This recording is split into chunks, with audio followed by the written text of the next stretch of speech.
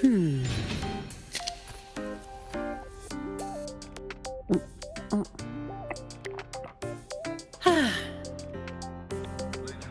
Hmm.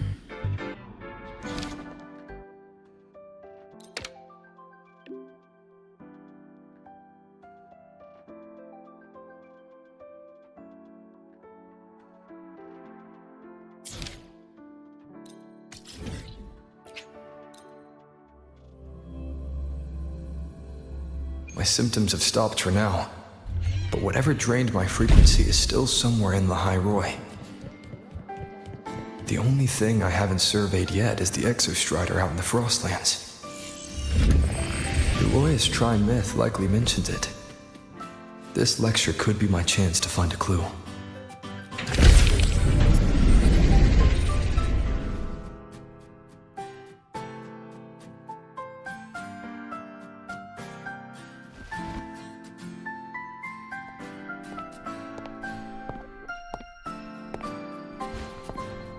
Now, we reach the second epoch of the Royan Trine myth, the Sacred Reactor Epoch. After Boulder, the sun's incarnation, had sealed the foreign divinity Huthdrungar, the Frostlands fell into an endless dream. Assistant Navora, would you continue?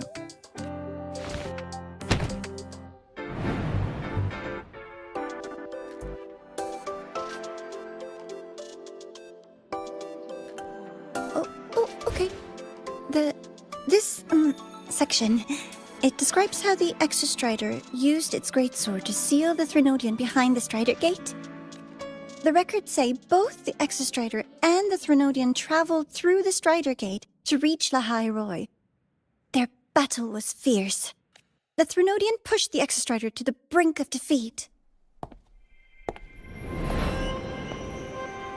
But at that moment, for, reasons unknown, the Exostrider's reactor drive flared with blinding light.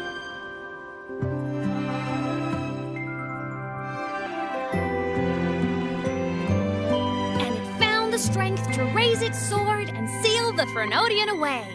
Lahairoi was saved. What a relief.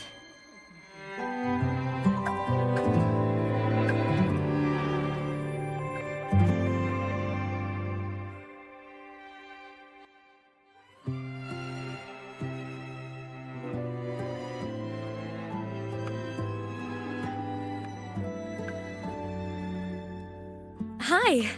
Nice to meet you. I'm AEMEATH from Rebel College, same as you.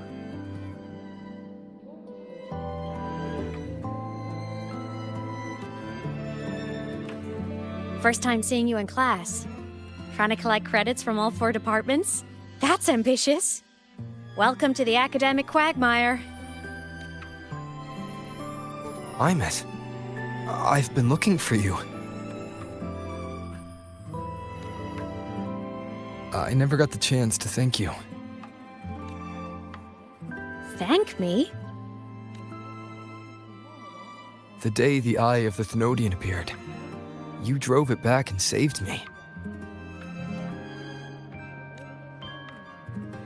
Did I? Sorry, I don't remember that. She doesn't sound like she's lying.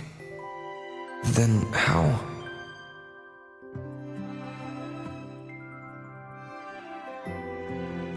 A synchronist. A freshman.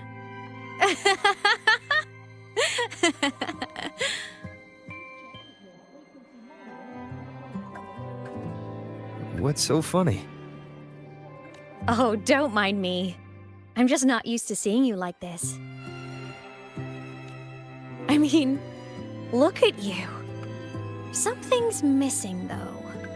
Oh, I know! A uniform! The Academy still hasn't issued you one? They're painfully slow sometimes.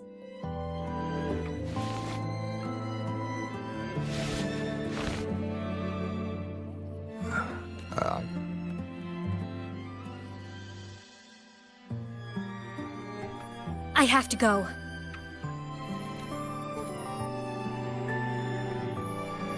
Gotta run, Professor!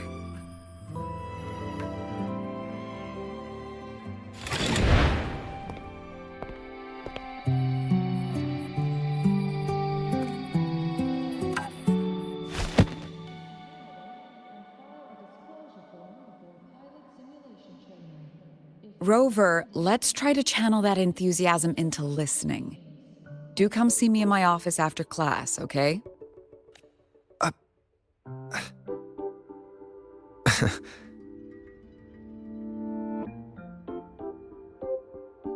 Assistant Navora, if you would. Pick up from the Twilight Epoch's Unending Winter, please.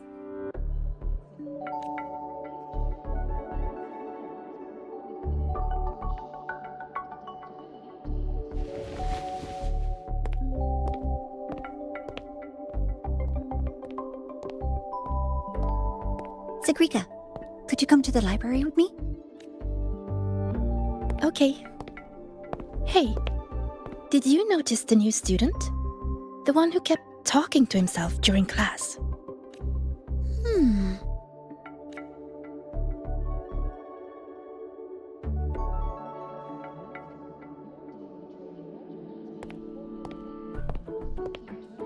Rover, something happened during class, didn't it?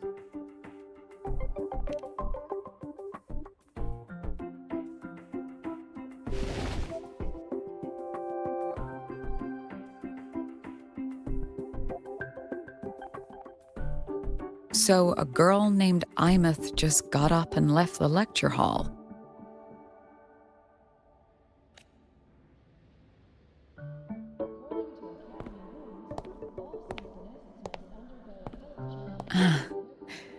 I never expected to hear that name again. Certainly not like this.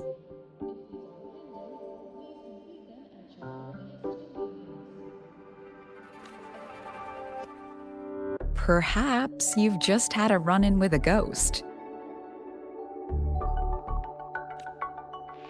After all, you were the only one who saw her. President Lucilla, what do you know about her? Stay at Rebel College long enough, and you'll eventually hear her name mentioned. Though it's a story from over a decade ago now. AEMEATH was a synchronist. Brilliant, popular. Professors had high hopes for her. Then, during a piloting drill, she simply vanished. She climbed into a simulator with the others, but when the cockpit reopened, hers was empty.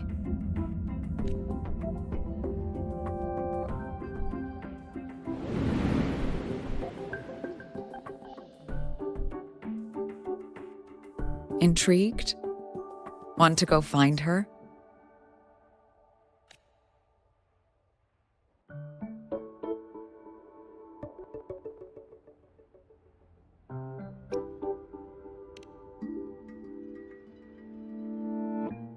She saved you.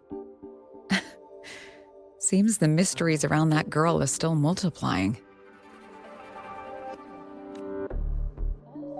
To see someone who vanished years ago, presumed dead, lingering around the academy.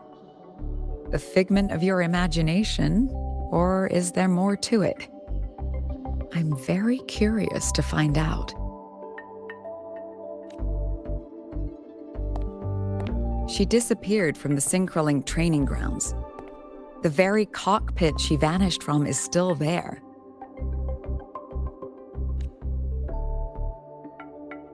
The Academy turned it inside out at the time and found nothing. But if you're interested, go take a look.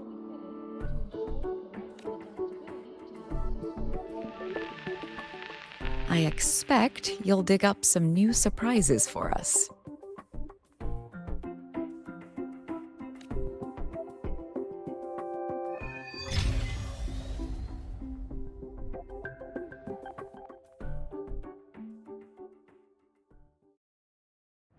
Solaskin. What?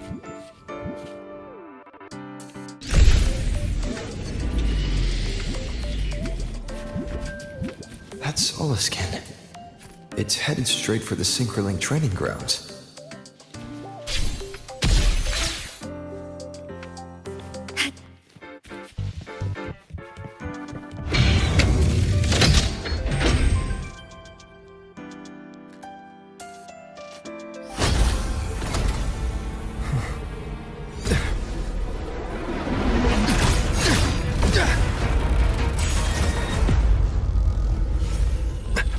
frequency loss.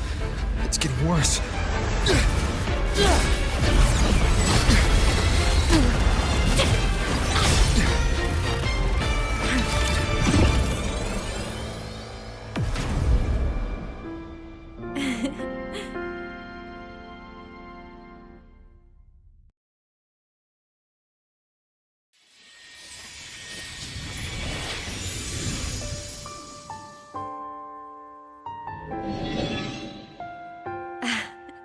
And nope. Still on the fritz. How are you feeling? I'm okay. After that mech flew off, I felt less of my frequency bleeding out. That mech's frequency felt like the presence from the rift back in Honami City. AEMEATH, that mech only left after it saw you. After you clashed with it. That's twice you've saved me. Each time I'm left with more questions than answers. They say you're the Exostrider synchronist who's been missing for over 10 years. And your hand back there.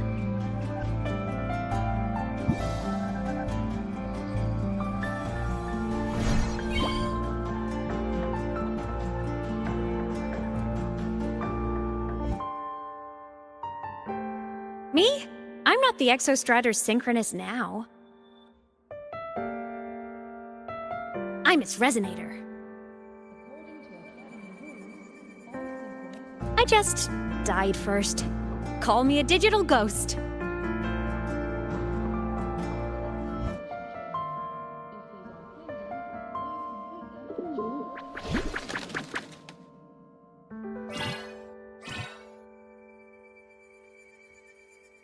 +10 years back, the underground seal broke. The Threnodian on the other side of the Strider Gate was about to swallow Lahai Roy. I was still a student. My sync with the Exostrider hadn't hit 100% yet. But there was no other choice. The Exostrider was still sleeping. So I had to do something unorthodox. So you overclocked yourself to try to resonate with it. Yup. Impressive, right? I woke the big guy up. If only for a second. The seal held. The crisis averted. Everyone I cared about, they made it out okay.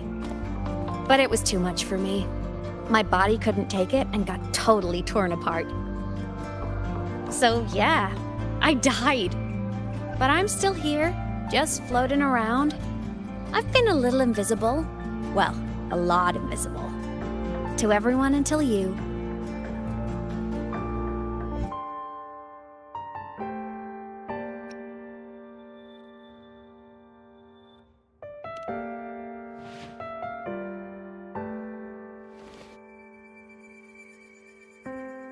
You can see me now because of this little guy.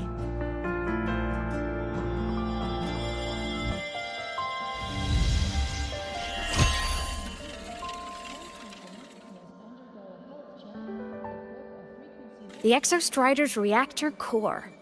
My existence is kinda tethered to it now. Think of it as my heart.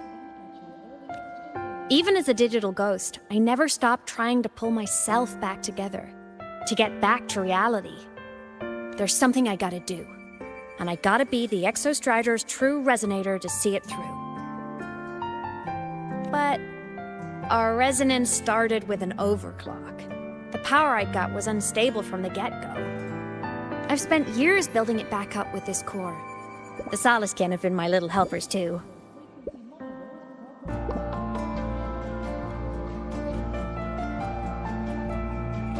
Then, not long ago, you ended up with it. That became your backstage pass to seeing me.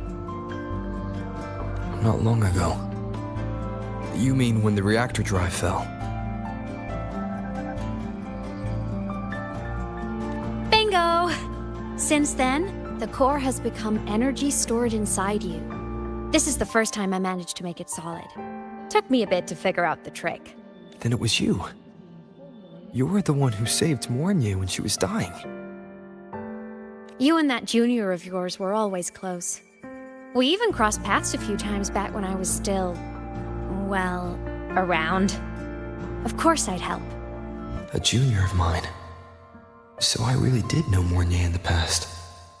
Oh, and by the way, when you charged in to save Professor Mornier, you looked pretty cool.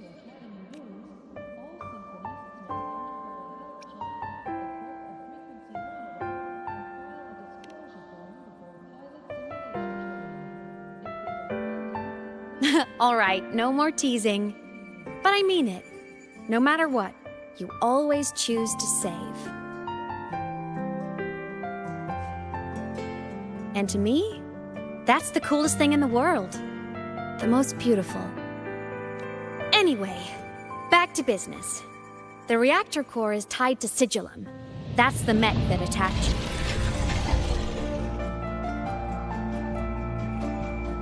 It's like those void worms you fought. Made mostly of Exostrider parts, but corrupted. Contaminated by Threnodian void matter. Sigillum stole a chunk of my power. That threw a wrench in my whole reassembling myself project. Now it's after the core too. Since Sigillum holds this piece of the Exostrider's power, it can't be killed completely as long as the Exostrider and I exist. Now, it can only be me who stops it. And since just touching the thing makes your frequency drain, taking it down should plug your leak too. Plus, I get my power back. Win-win. But see what it's doing to me? Even with you holding the core, I keep flickering in and out. 1 second I can touch you, the next I'm fading right through. So annoying. So will you help? You've got the core, and the reactor drive is wrecked. I can't do this alone. Also, I've noticed, when the core is in your hand, it runs faster.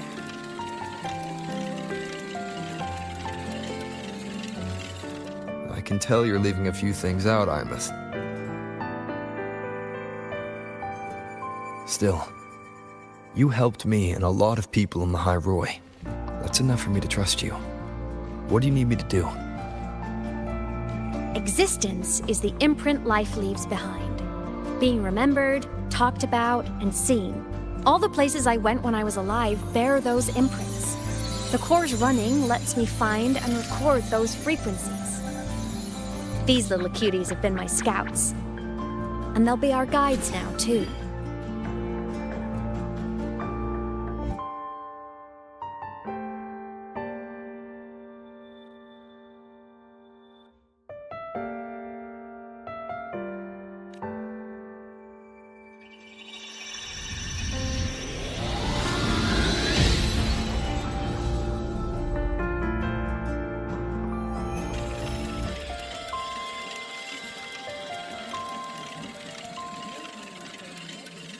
Pretty easy, huh?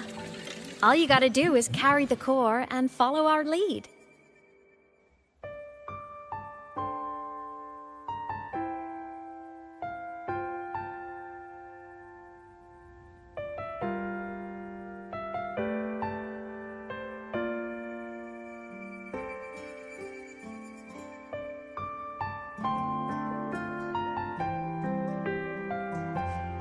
I'll do it.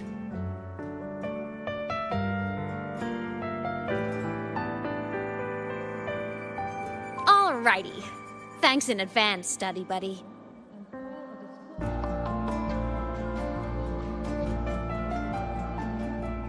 Oh, is that Rebel College? The Soliskin went down the lift.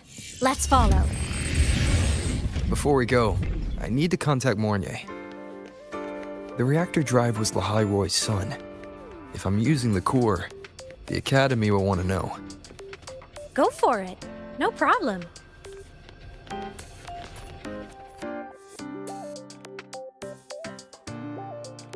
AEMEATH definitely glossed over some things, like what happened during our previous encounter, what she's done since becoming a digital ghost, and the real reason why Sigillum stole her power.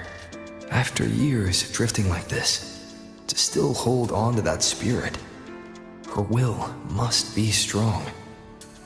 Prying answers from her won't be easy.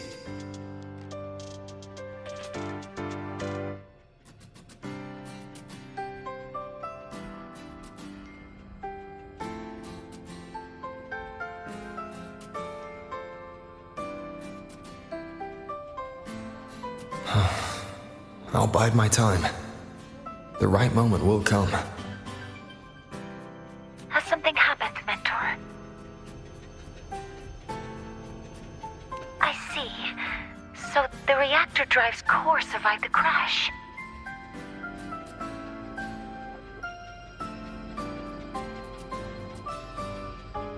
It must be the key to reactivating the Exostrider. Of course, then the official stance is that it be returned. Star Torch Academy and the Roya would both agree on that. But as you said, curiosity from the Institute is inevitable.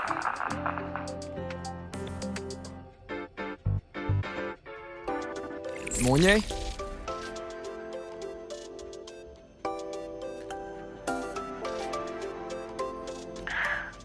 My. Already caused a stir in the training grounds. Color me impressed. I'll have people clean up the aftermath. You can carry on as you see fit. You were monitoring my comms with Mournier? You're a person of special interest. Of course we keep an eye on your movements.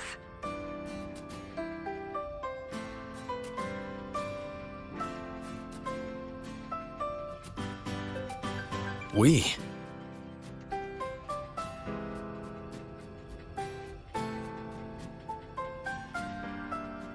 Yes, we.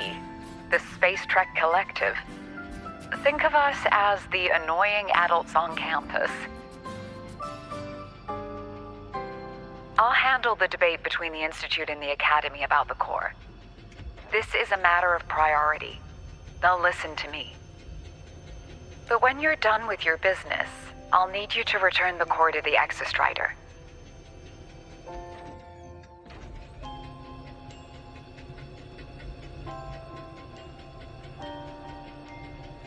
You didn't mention it to Mournier, but I suspect your possession of it traces back to AEMEATH, doesn't it?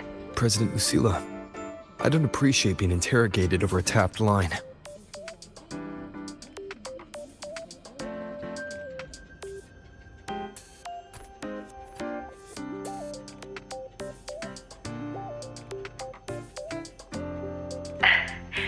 My apologies.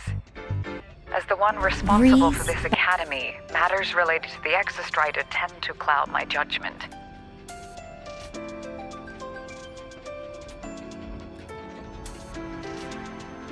After the incident with Warren, we upgraded safety protocols on public lines.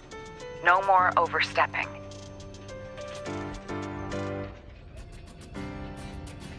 Here is a peace offering. I've granted you full clearance. Passes for the Starboard Riseway, archive access, and use of Academy weaponry and equipment. I'll also personally apologize to Professor Mournier for interrupting your comms and ensure her next research grant is substantially approved. How's that, Rover? More to your liking? Why is the Space Trek Collective pushing this so hard? You should know. You have a past in Lahairoi, and you have some kind of connection with the Exostrider. The Twilight Epoch, the unending winter described in Royan legend. The threat of the Threnodian Aleph 1 is growing. We need the Exostrider awakened. Returning that reactor core is the only way. We've always trusted you to stand with us in this matter. To stand on the side of humanity. You know where to find me if you need anything, Rover. And my door is always open if you just want to talk. The Solace Kent is leading us to the auditorium first. The new solar celebration is almost here. I wonder what they'll put on this time. By then, exams will be over, and we'll finally get a long break. Ah, vacation. What's not to look forward to?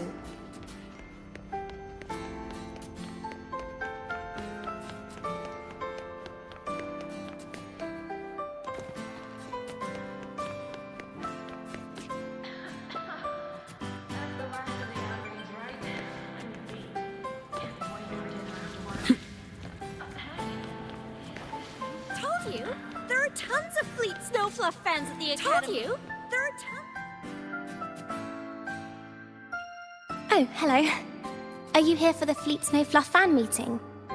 The venue is still being set up, but once it's ready, please join. She's a singer, a campus legend. She's only released online, but she's super popular. But her site hasn't been updated in over 10 years. She posted one last demo, and then nothing. Don't be such a downer. Maybe she just graduated and moved on to bigger things. Probably never showed her face to keep her life private. Doesn't matter. We still have her music. Here, even if you're not a fan, you should give her a listen. I'm new here, but even I was hooked when I first heard her songs.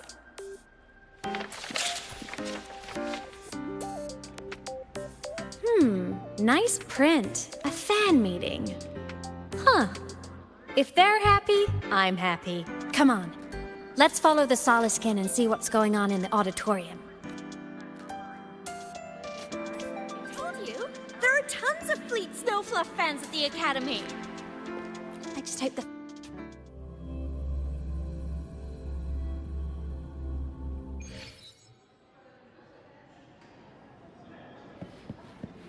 Efficiency, above all. Scrapping so many drafts. The fan meeting merch made it on time. Thank...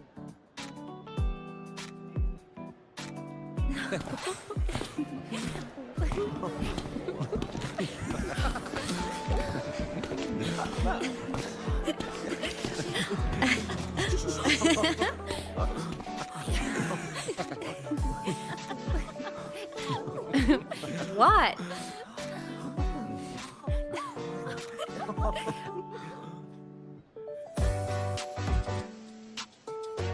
Oh, just a habit of mine. Waving, chatting, going to class. It makes me feel like I'm still alive.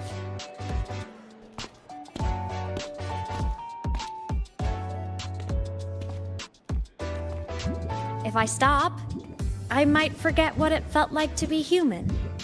Call it a self-reminder.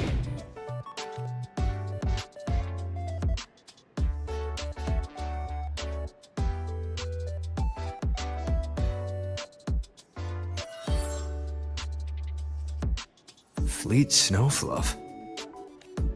Yep, that's me. But don't say my alias out loud. It's embarrassing. So you weren't just a synchronist. You had a whole other life here. Just one of my many hobbies. I was into photography, gaming, movie nights with friends. Figured you only get to be a student for a few years. And I wasn't the ambitious researcher type. I wanted to soak it all up while I could. I tried a little bit of everything. I just wanted a happy, carefree life.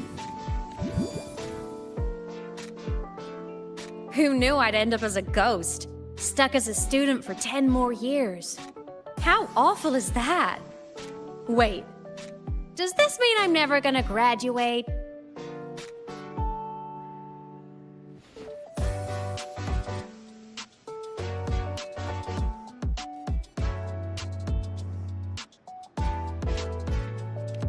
Hope so. Guess everyone needs something to hold on to. It's good to have a little hope.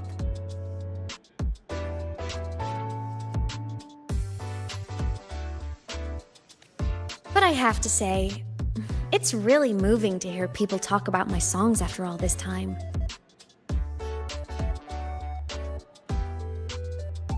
I wrote those for myself, you know?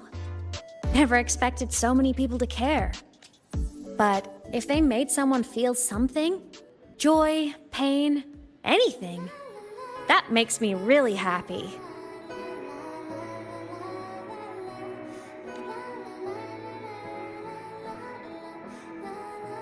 Hey, listen. Hear that song playing in the auditorium? That's the unfinished demo I left on my site.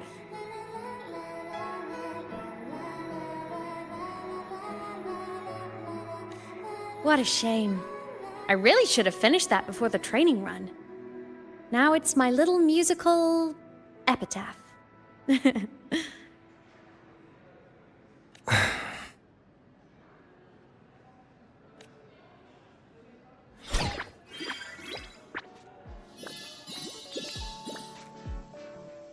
Let's go. The Saliscan is calling us.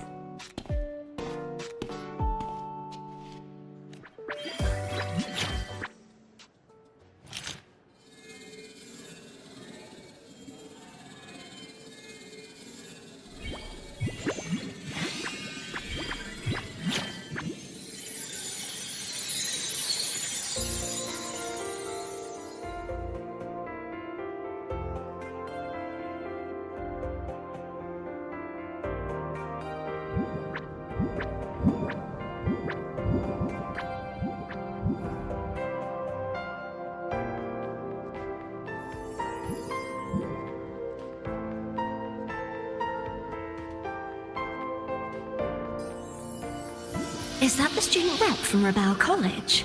That's one bold speech. Is she giving a welcome speech or recruiting for a space adventure club? Uh-oh, the professors look upset. But she made a good point, didn't she? Isn't that passion the entire reason we're here?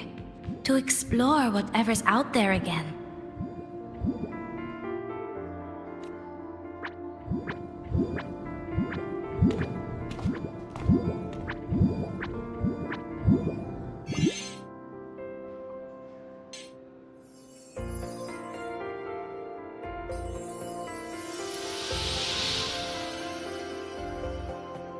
AEMEATH, right? I remember her sync test scores were off the charts. We might be looking at this year's prime Exostrider candidate. Don't be so sure. Heard about her extracurriculars. Put nicely, she's quite the dabbler. Put bluntly, she doesn't take anything seriously.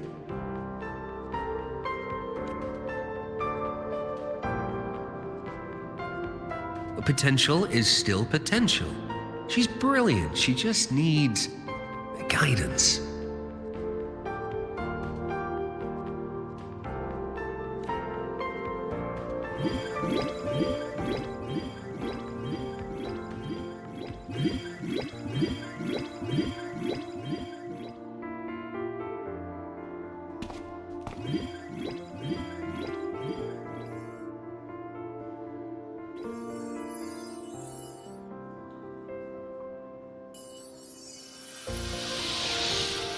May we one day walk among the stars, to touch with our own hands a universe so cold, so real, and so breathtakingly beautiful.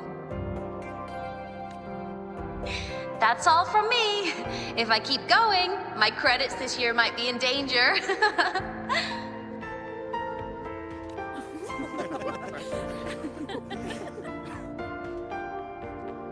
It's an amazing feeling to be here at Star Torch Academy, and to know I'll be sharing this journey into the great unknown with all of you. As a student, I can't wait to start this new chapter of my life. There's just one thing missing today. I wish my family could be here in the crowd to hear this. So, to him, I want to say, I'm doing great. And I'm happy. Everything is just as you hoped it would be. So please, don't worry about me.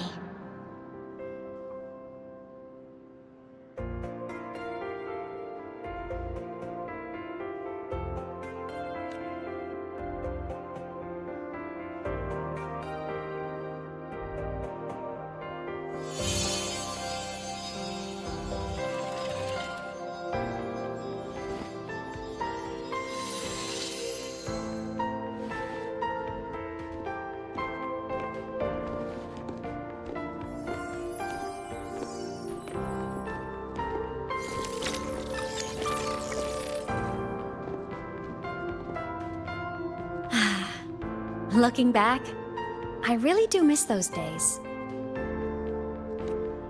Star Torch Academy is a nice place. I mean, I caused my fair share of trouble, but the professors never turned me away from lectures.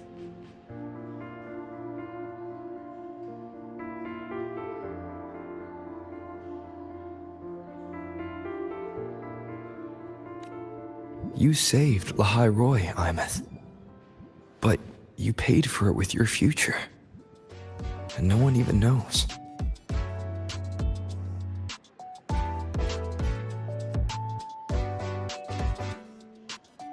Maybe a little. But it's fine. Loneliness doesn't kill. Besides, I still have plenty to keep myself busy with.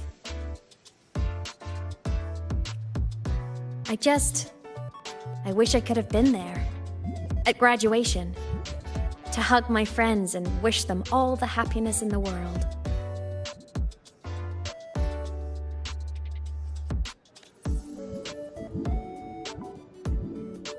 The Solace can headed outside. Let's catch up.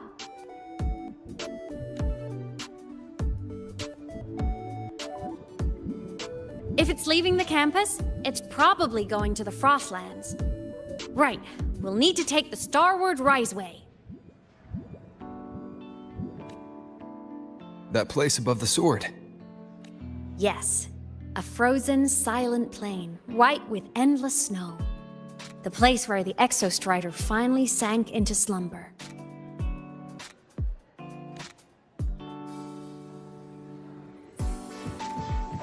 Efficiency above all.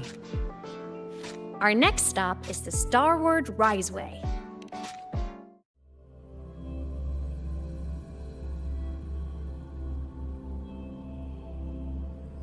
When I was a kid, I once hid in the Starward Riseway and made it to the Frostlands all by myself. Bold even as a child. Hee hee. Everyone confirm you've got everything. Relax. Packed more than enough supplies for this Frostlands field trip.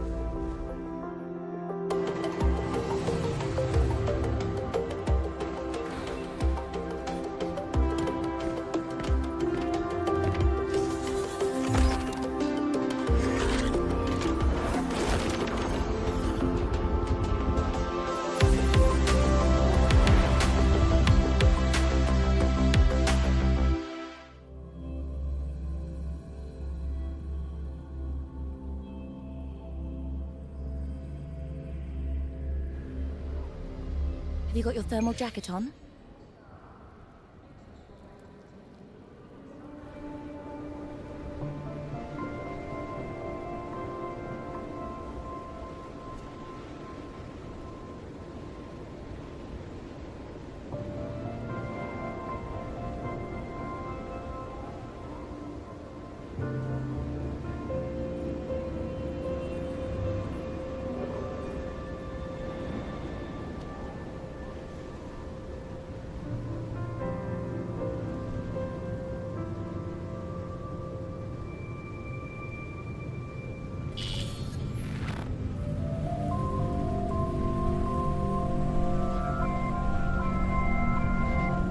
Cold?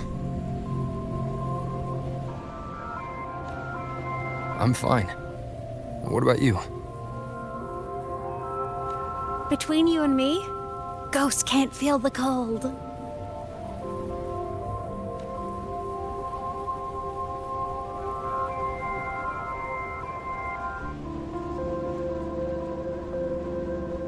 The snow.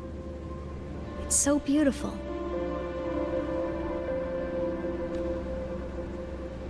What a coincidence to run into you here. This is a pleasant surprise. Oh, it's Dr. Luke. When he's around, just pretend I'm not here. Otherwise, you look like a weirdo talking to thin air. You should hide too, okay? This is our secret journey.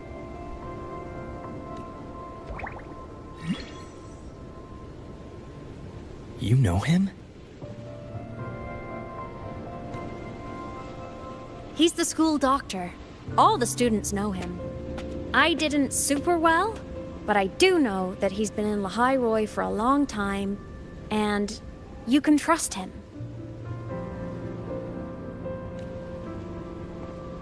You came to the Frostlands for the Exostrider?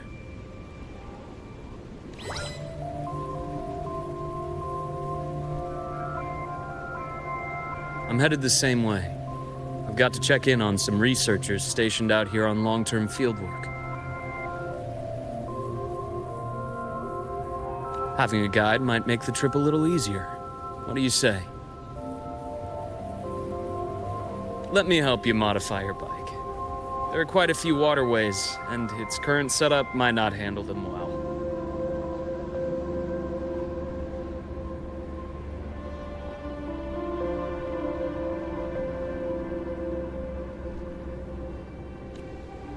You know how to modify bikes.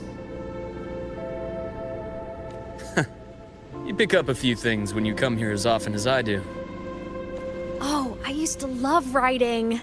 My friends even called me the Speed Queen. Though that was usually while they were white-knuckling the seat and screaming.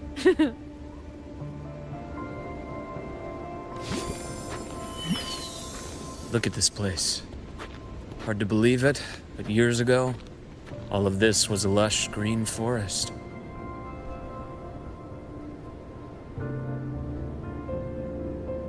Back then, the Roya were nomads, the true natives of Lahai Roy, who walked in step with nature itself. Was it the lament that changed it into Frostlands? Yes, it triggered a magnetic pole shift. From then on, Lahai Roy became the new pole. But a lament wasn't the only cataclysm stirring back then.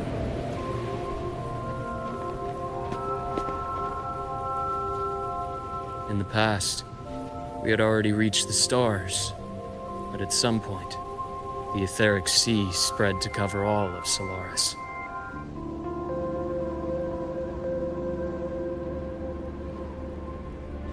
From that moment on, the universe locked its doors. We couldn't verify whether the sky above us was real or just a reflection.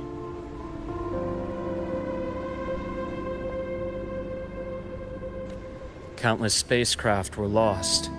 Our space exploration programs were abandoned, and space became out of reach.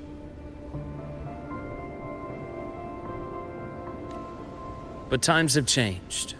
Since its founding, the goal of Star Torch Academy has been to use the Exostrider to explore space, whether through the Etheric Sea or the Strider Gate.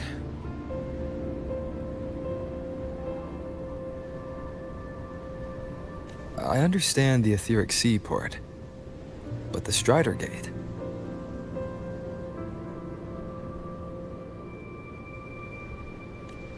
You know Lahai-Roy's history?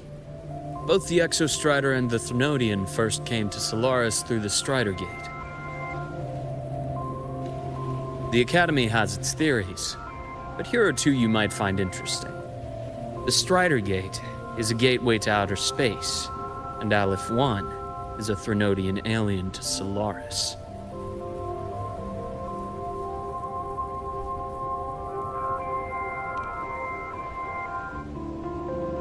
With a gateway like that, of course we want to open it. But to pass through, we must awaken the Exostrider and be prepared to face Aleph 1 head-on.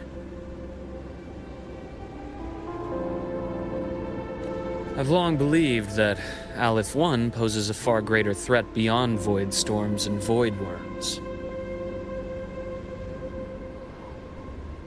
With other Threnodians, we can at least glean clues of their nature from their places of origin and the civilizations they emerge from. But Aleph 1, our knowledge remains blank.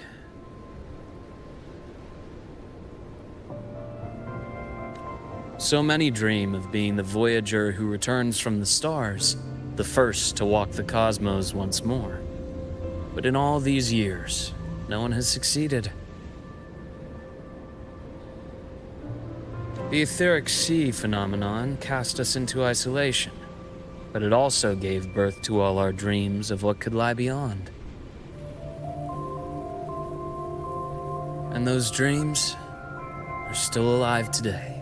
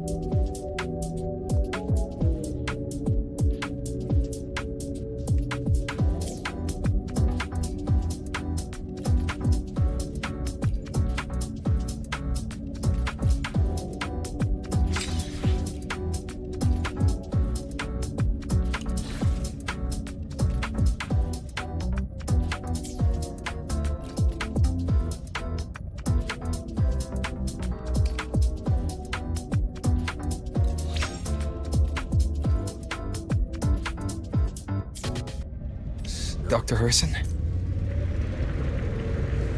Just call me Luke. It has a nicer ring to it, no? Then, Luke, you asked about my feelings in the academy. What about yours? How long have you been here? About 20 years. I was a traveler before that, seeing what Solaris had to offer.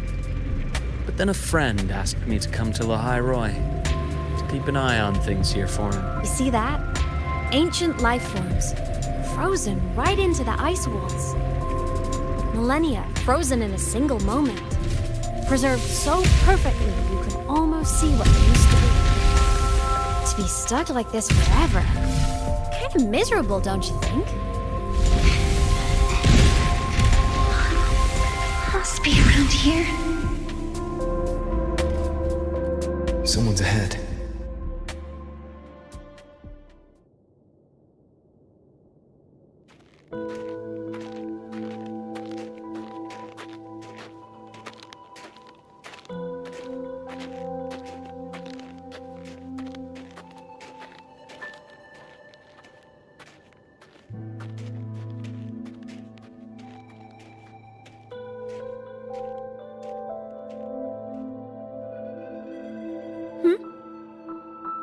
You are the one who was talking to yourself in class.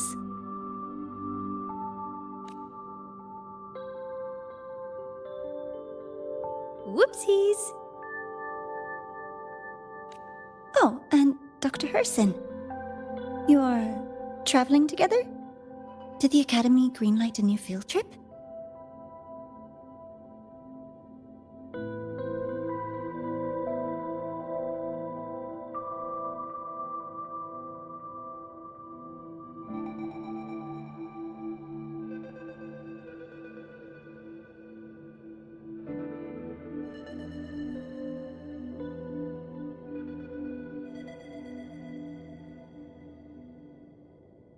Just my routine checks on the field researchers. Rover here has their own business to attend to, but we're headed the same way.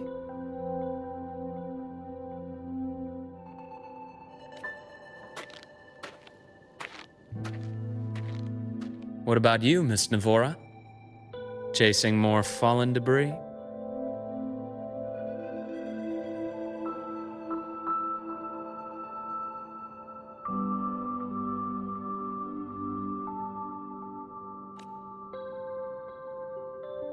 Yes, exactly. I heard the Frostlands have been experiencing changes since Helios was launched. I had a hypothesis that new debris fields might have been exposed.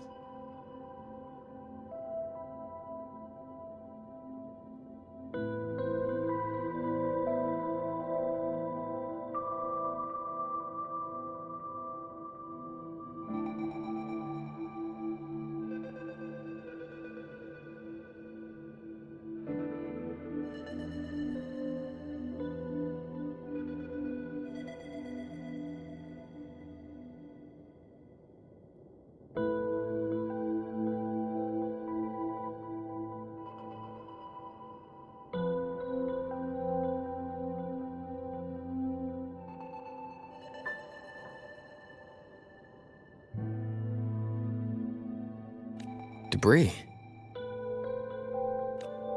Space equipment that fell from the sky long ago. Probes, satellites, and even space stations. Some previous digs unearthed wreckage containing records lost during the lament.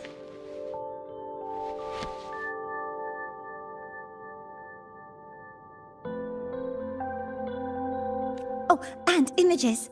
Photos taken in orbit of other planets. They were absolutely breathtakingly beautiful.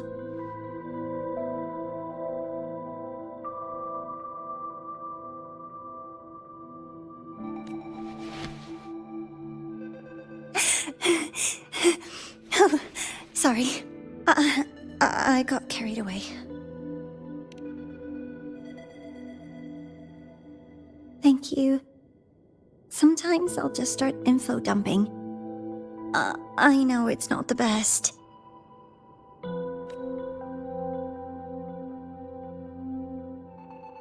The universe What secrets is it hiding behind all those infinite stars?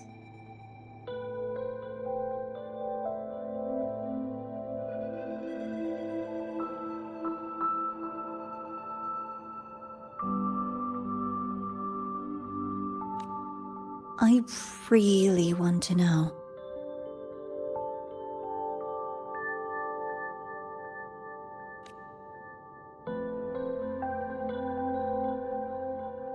Anyway, in short, I came here for the fallen debris.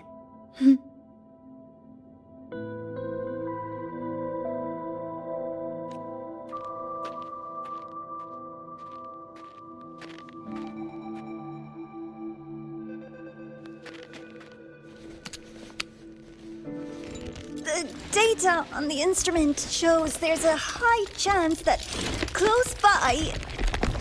Huh?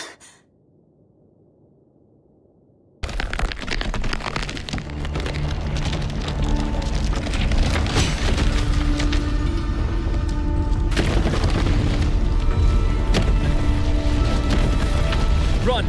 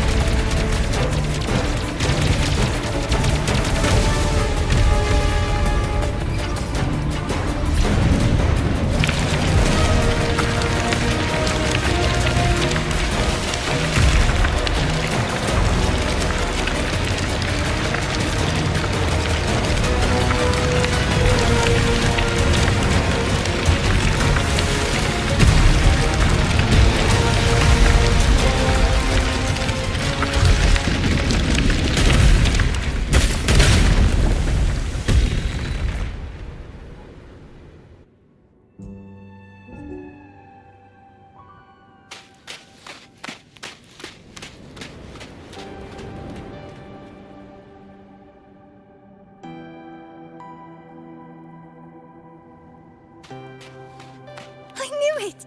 There had to have been undiscovered debris in this area.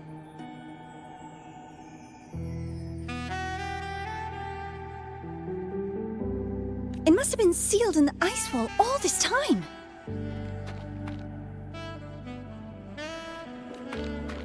Luke, Navora, you alright?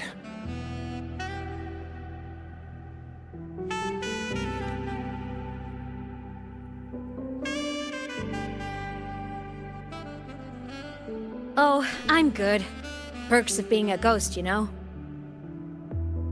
I'm so sorry. It's my fault for putting everyone in danger. The collapse was an accident. We're all okay, so don't blame yourself. But the way we came in is completely blocked. Scaling that ice wall? It's too high, too risky. I'd rather not have a student on that climb.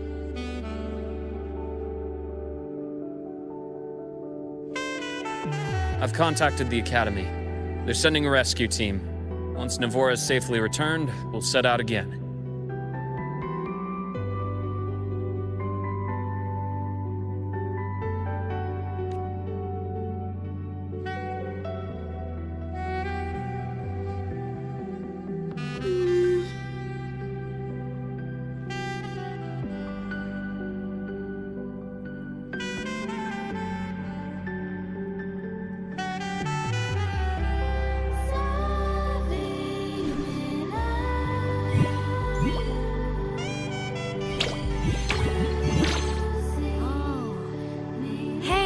Little guy here says our next stop is deep in the ice.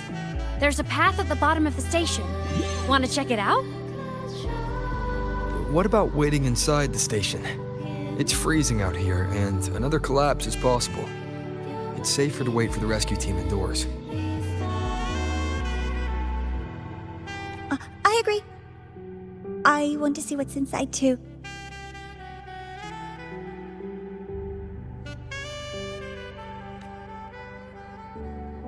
With Rover on the team, a quick recon should be manageable. Up to you. Hey, question. Before you came to Lahai Roy, did you do this kind of thing a lot? What do you mean? Like traveling with a crew, seeing the sights, stumbling into trouble, then going your separate ways. Like a classic road trip movie, you know?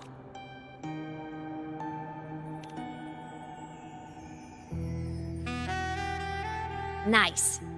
I happen to love those. Looks like this time I get a co-starring role. Amazing! Let's keep going, study buddy.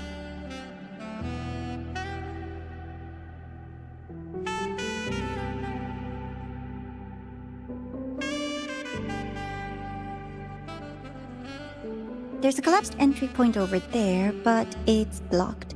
Some kind of barrier caused by unstable frequencies. The Exostrider sleeps in these frostlands. Void storm activity can make local frequencies unstable with fluctuating void matter levels. Oh, taking this opportunity, let me grant you access to the module adapter. Huh. It's already unlocked. That must have been Lucilla. Let's move to an area with a stronger signal so it can be deployed.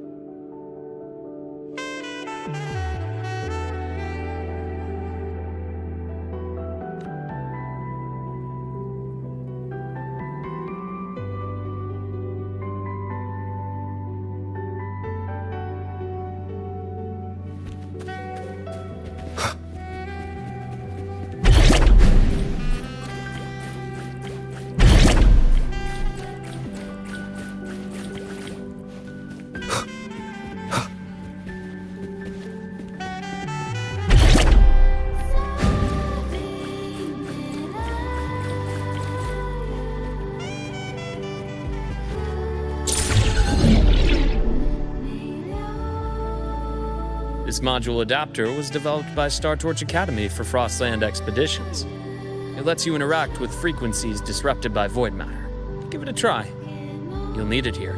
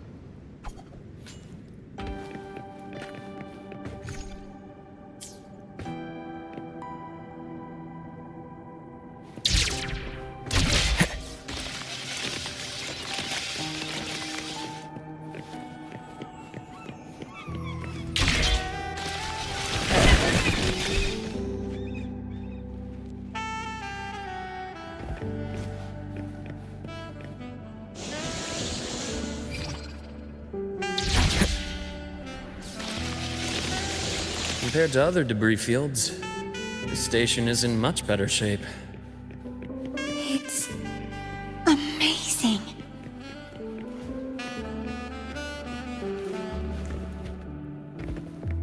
Wind, guide me.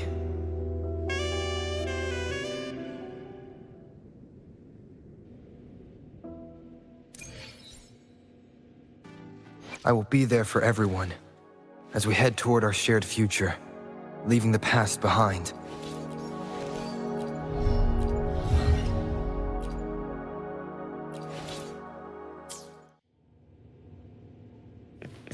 Back in Mount Firmament, I saw characters like this. They belonged to the court of Savante. But I still can't make out what it's saying.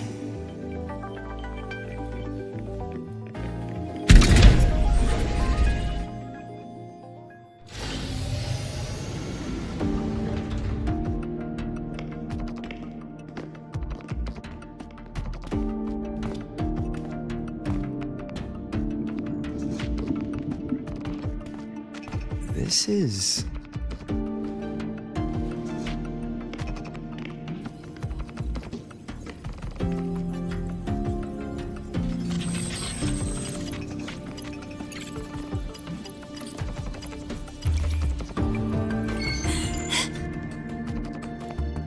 aboard the Skyark. I'm Wenlu, your guide for today's tour. Teachers, please stay with your assigned groups and ensure this one-day tour goes smoothly.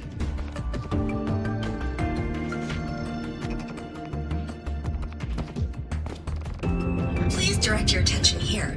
This containment unit holds droplets of the etheric sea itself. As you know, the etheric sea suddenly appeared above Solaris one day.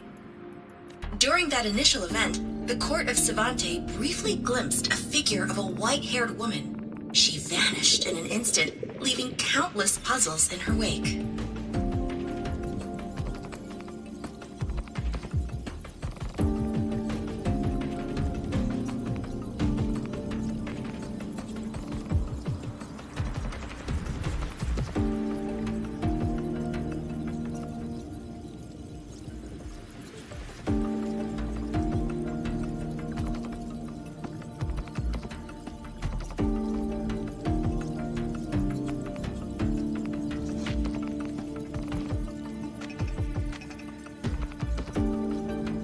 What is the etheric sea?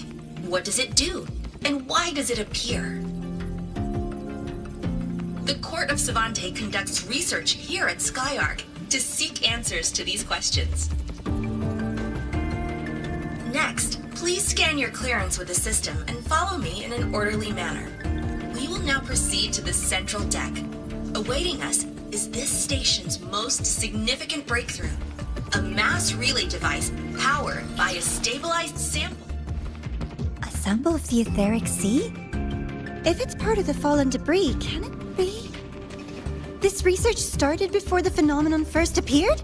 Oh my, this is an absolutely incredible discovery! Thank my lucky stars I came to the Frostlands today. That guide was probably a hologram frozen in the system's memory. Huh.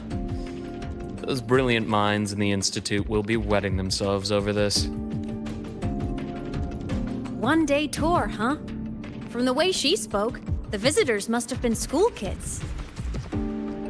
Guess hopping a shuttle into orbit wasn't a big deal back then. The containment unit looks custom-made too. Transporting those samples safely would have been a massive logistical operation. Huh. The Court of Savante Space Station. This is an exceptionally rare find.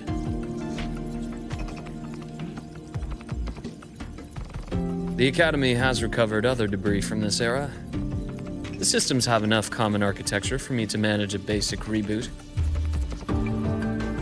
As for the Court of Savante's characters, let's just say I developed an interest in it, under unique circumstances. The characters in that pin, they're Court of Savante letters.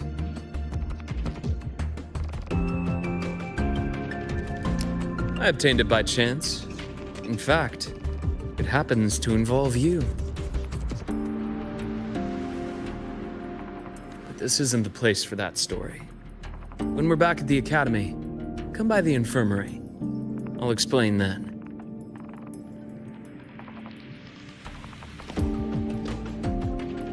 After all, it is a long story.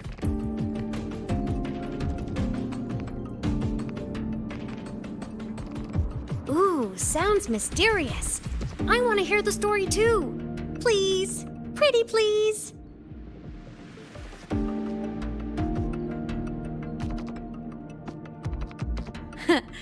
I'll hang back and wait for my cue then.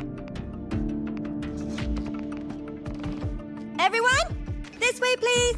The visitor registration system is here.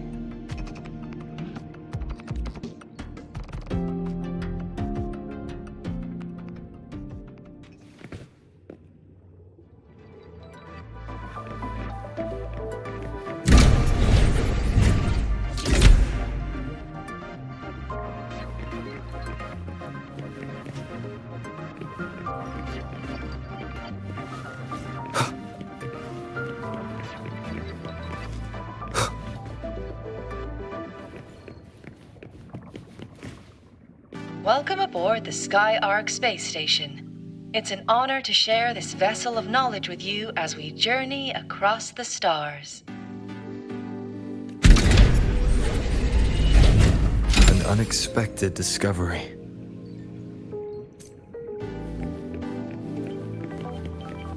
The clearance we got won't grant us access to the entire station. We'll need to register again later. Also, while the hull looks intact, the system is reading several parameters in red. It could be the etheric sea's droplets affecting the surroundings, spreading through the station.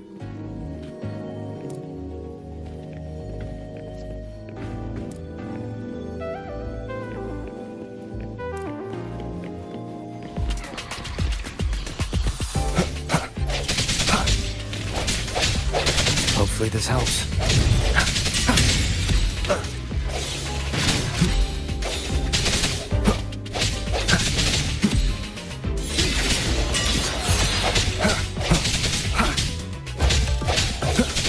I sense your weakness.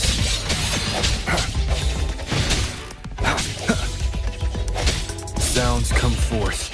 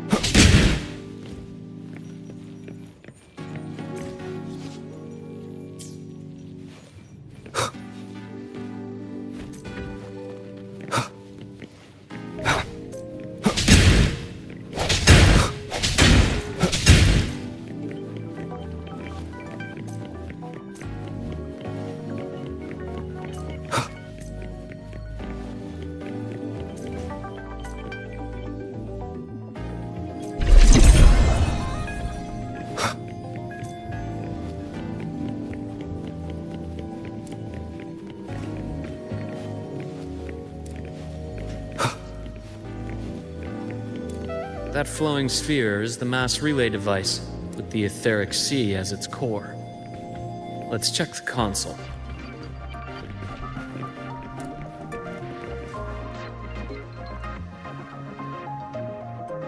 With the droplets dispersed, some space station sectors have become unstable. This mass relay device shares the same origin as the droplets. It can stabilize them and also punch a corridor to other sectors. Incredible that it has such capabilities.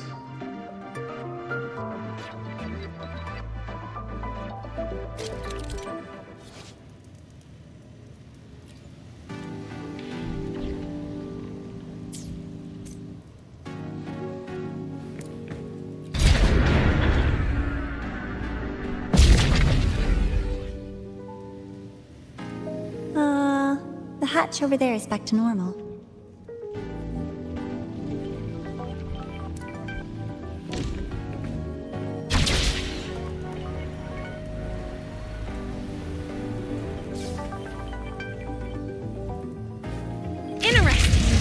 Feels different from how I usually move.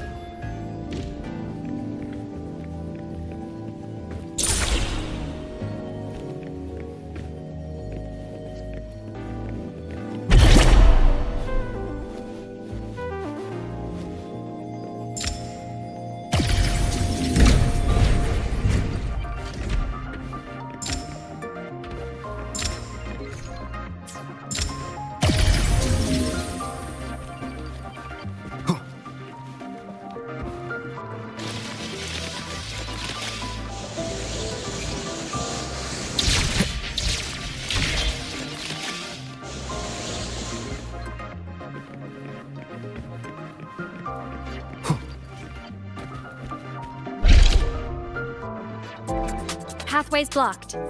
Let's try the module adapter.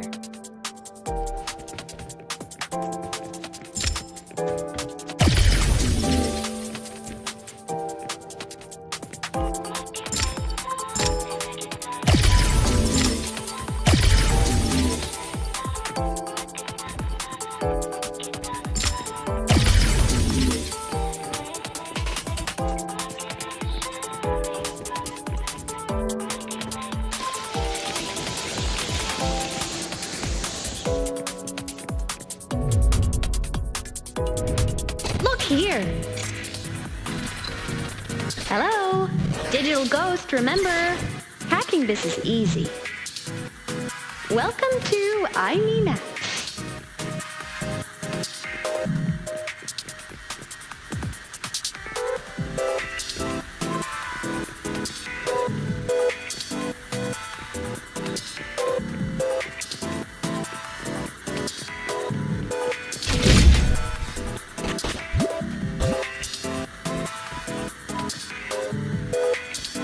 Remnants of the past.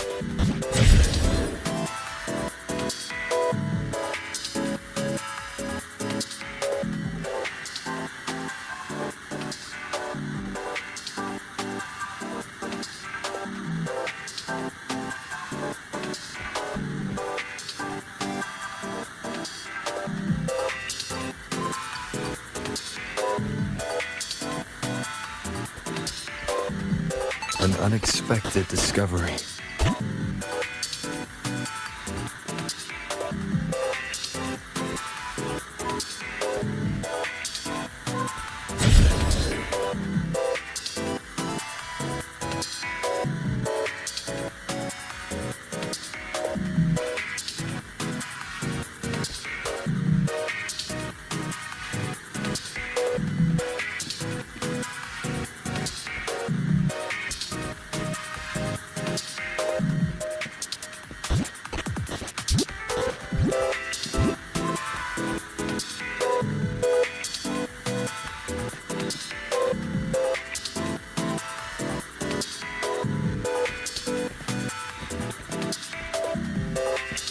Cherish every gain.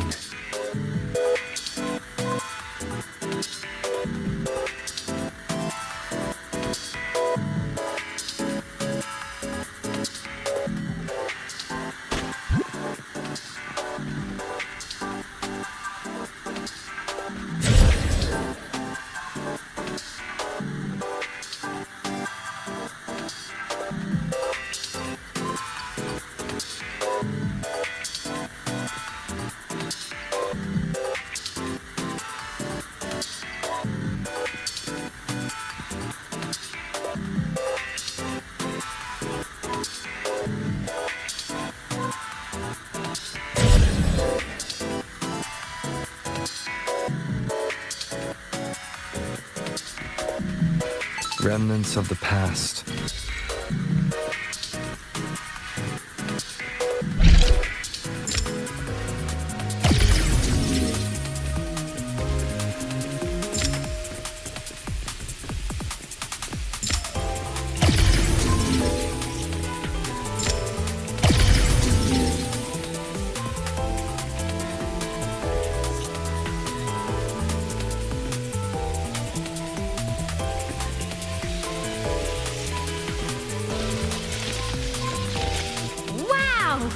Solaris' rising star, everyone! What a leap! Oh, come on.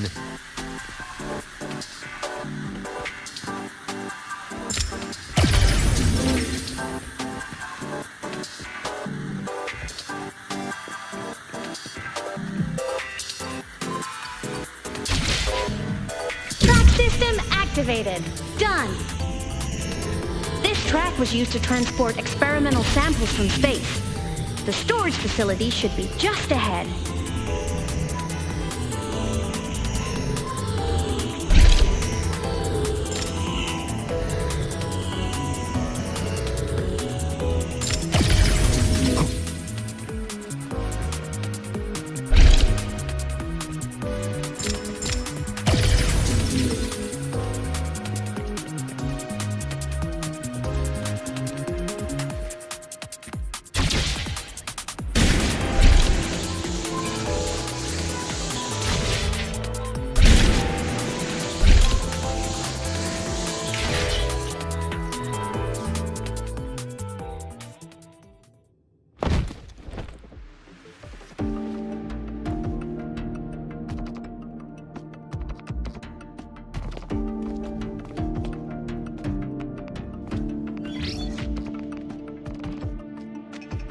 These containment units hold star fragments and etheric sea droplets, all collected in EVA missions by our very own Uncle Clement, who just gave you a tour. It's exhausting work. After each mission, he requires a full cycle in a recovery pod. Let's thank Uncle Clement, and then gather here.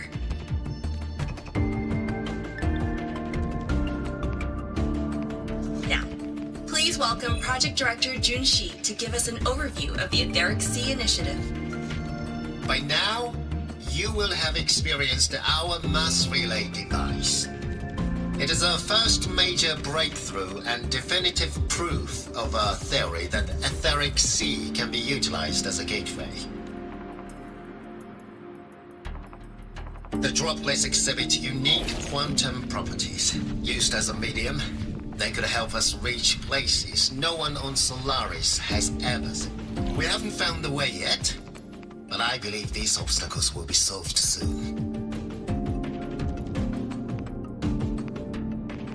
I have faith, not just in the Court of Savante, but also in humanity's resolve to explore the stars, and in the budding curiosity I see before me. A mind that feeds on the light of distant stars will never be content to simply look. It will find a way to make the journey. Recently, a brilliant new mind joined Skyark. Our work was instrumental in developing the mass relay device. Let's welcome Professor Wei Ying to share her vision.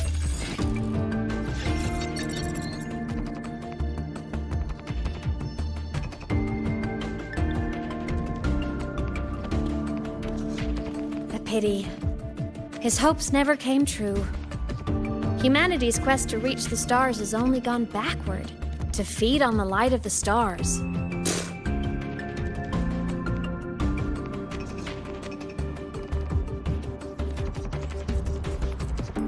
Venturing into the unknown beyond the Etheric Sea. Romantic idea, though who says something ugly isn't waiting out there in the dark?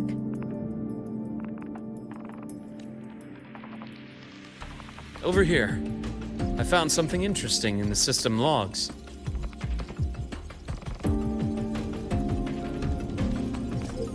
The station fell long ago, but according to this, the Skyark system was briefly reactivated after years of silence. Could someone still be alive? Not likely. We'd have found signs of life long before now. The activation sequence was used only to seal hatches and lock equipment. After that, nothing. Can you see who activated it? Hold on. Yes. Clearance belonged to Clement. The one who gathered the droplets. That's all I can pull for now. But the Academy will run a full investigation later. I'll keep you in the loop. Good. Keep me posted. Shame the director's speech got cut off.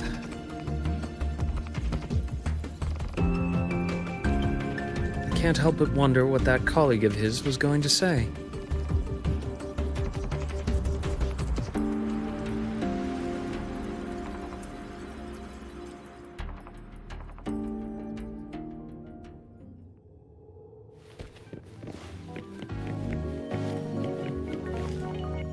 Welcome aboard the Skyark. The station's security grid is offline in this sector. The monsters, void matter has made them highly unstable.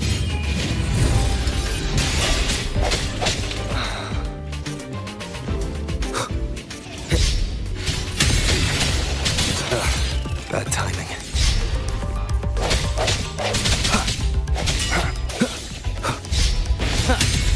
Strike from the shadows. Hopefully this helps. No hesitation.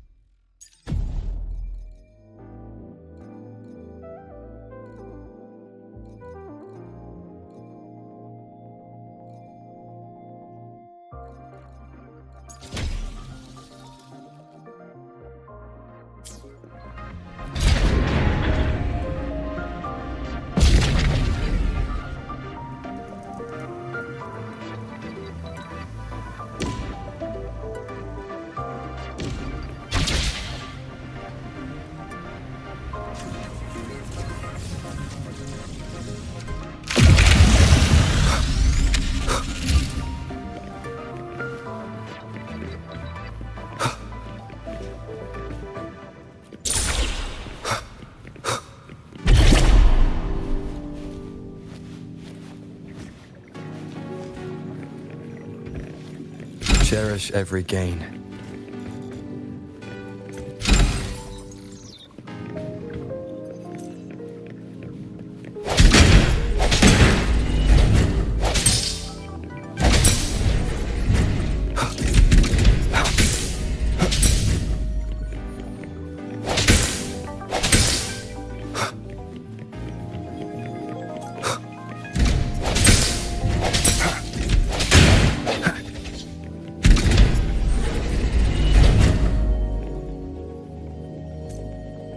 Unexpected discovery.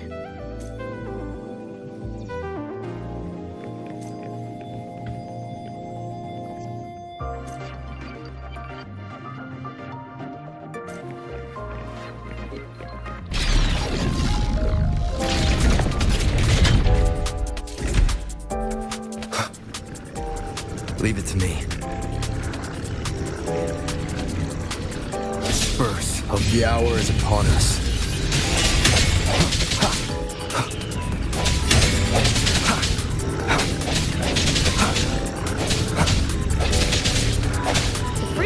Here is unstable too. Try using the module adapter to disrupt it. Look left! I hacked the SkyArc system. This is the data archive center. Those blocks are all storage modules. And that moving one? An anomalous module gone hostile due to the SkyArc system's glitches. Hopefully this helps. I sense your void matter levels seem to have risen.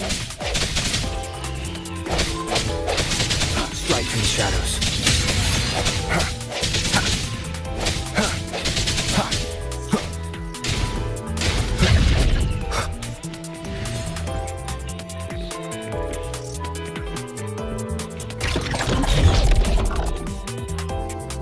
It's moving deeper into the sector.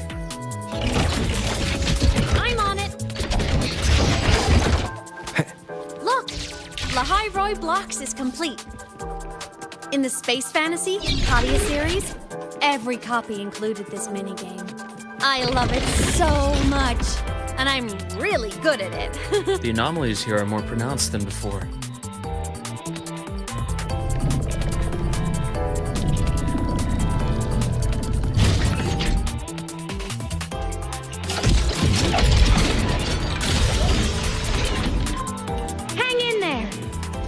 On something in the SkyArc system. Use the adapter to disrupt these error modules.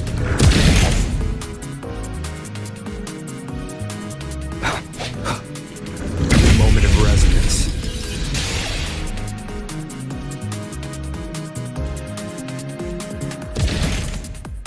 Breach complete.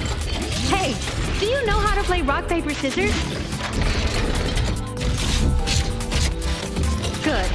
Now, go rock! Yeah, we won! Amazing play!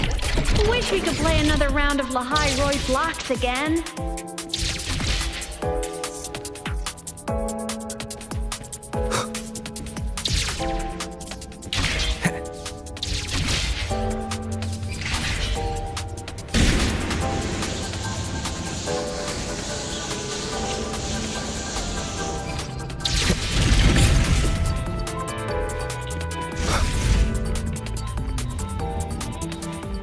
Are just like minions in the Space Fantasy Kaayooo series.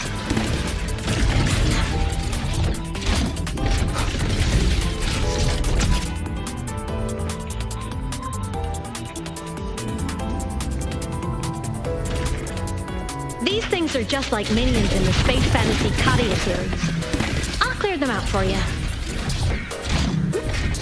Those modules fell and took out the hostiles? Doesn't it feel like we've been extra lucky this whole way? You're right, but some modules did attack us. Hard to tell if the SkyArc system likes us or not.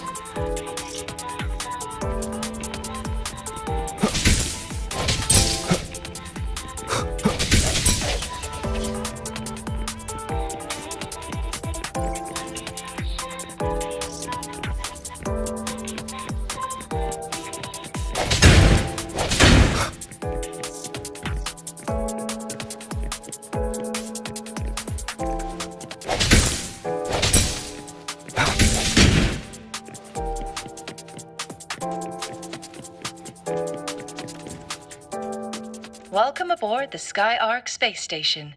Your one-day tour has ended. Please follow your guide back to the central deck and log out of the visitor system in an orderly fashion. May we meet again among the stars.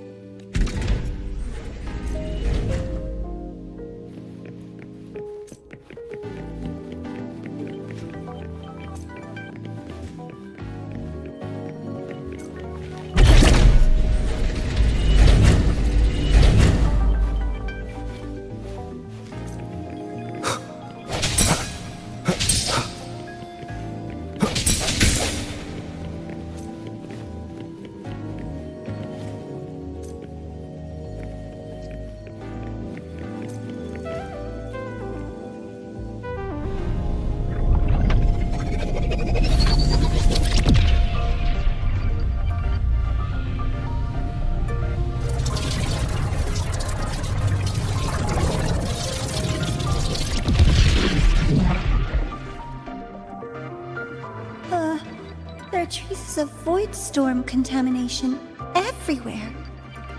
This concentration of void matter should have flooded the upper decks by now. Could something be containing it down here? Further in.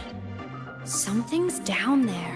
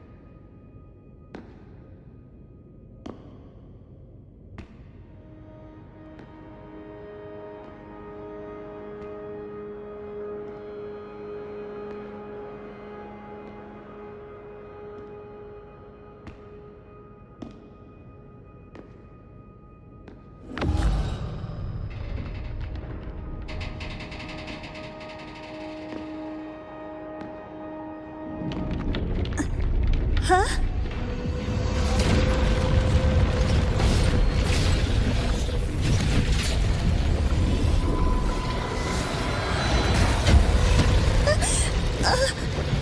That hurts. Devora!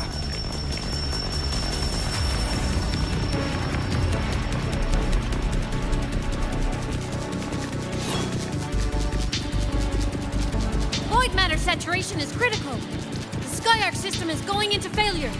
I'm going in to try to stabilize it.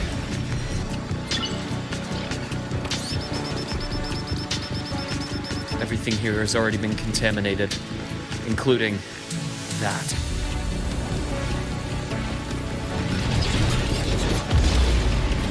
From a doctor's perspective, the only healing left for what this man has become is release.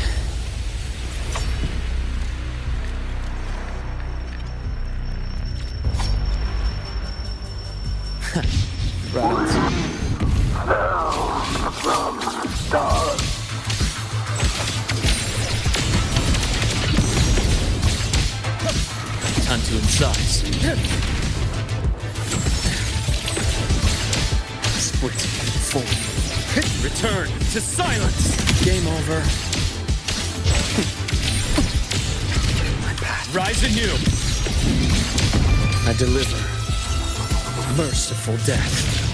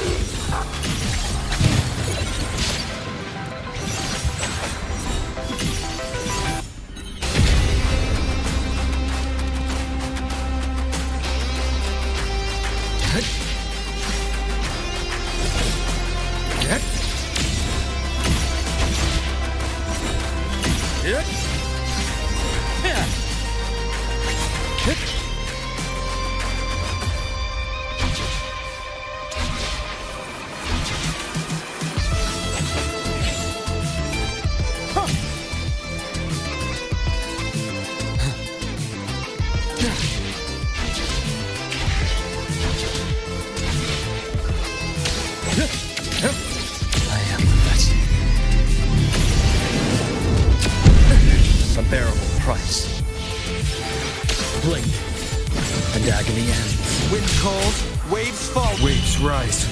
Judgment strikes! Bad timing.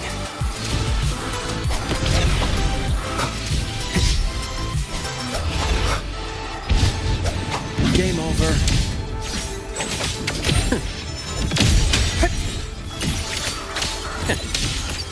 Shame. Just one misstep. My past is deep, a bearable price. I bestow eternal peace. Imbalance ends here. Gotcha. Finally, some blood. I am that. Charge. Wind calls, waves follow. Hopefully this helps.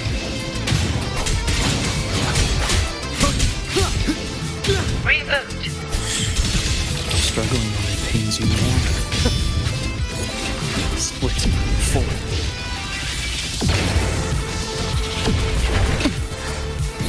Now, that's more like it. Time to incise.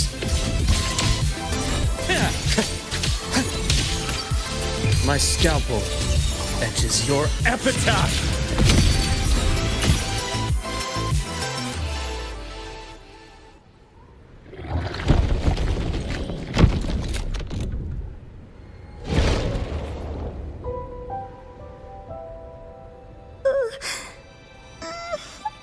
I'll check her injuries.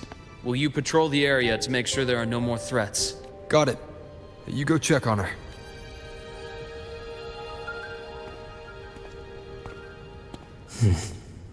What's that?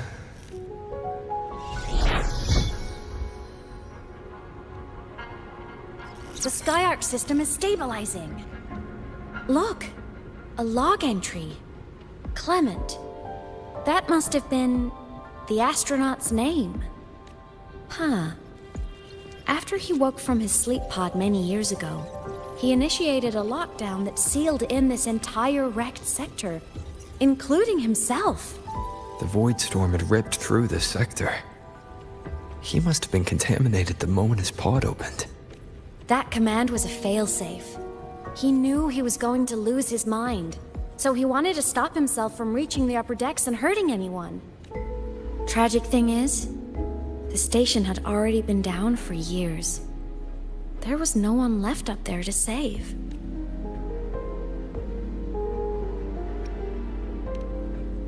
There was nothing human left in him. But sealing himself away, that choice had to come from the man he once was. I guess losing yourself in a dream where everyone's still alive is its own kind of comfort. It's not like you can change reality. This file, it looks like a recording.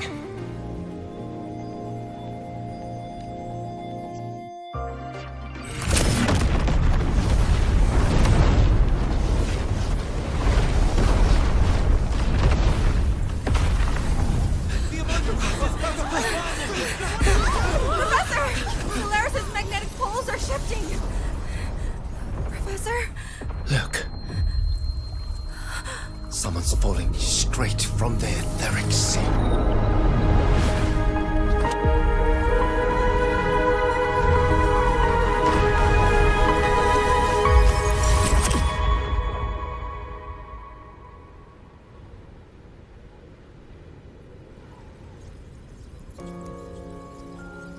Was that me in that recording? That had to have been the station's final moments, when the etheric sea phenomenon suddenly spread and engulfed all of Solaris, like Luke said. But those droplets in the sky, that was retroact rain. So that might have been an image of an event long ago, not part of the etheric sea phenomenon itself. Did I really fall from the etheric sea? Or what lay beyond it? Junchi did say the droplets could act as some kind of gateway. Back then, could I have... AEMEATH? What's up?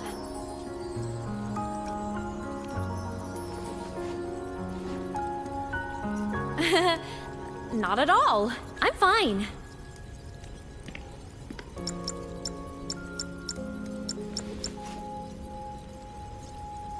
I'd recommend you keep this private. Don't leave the recording for the Academy's teams to find. Remember what I said earlier. It's a nest of competing factions. Anything connected to your past needs to be handled with discretion. So, what do you think, leader of the Black Shores? Very few people know about that. Be direct with me, Luke. I know you knew me before, but I acted mostly as a bloom bearer in the past. You and I. What exactly are we to each other? Friends, I'd say. Not the kind who lived in each other's pockets, but as a Huanglong saying puts it, true friendships are still waters that run deep. We met by chance, and by another twist of fate, you entrusted me with a rather long-term assignment. How about this? Strangers in passing who became confidants. How does that definition suit you?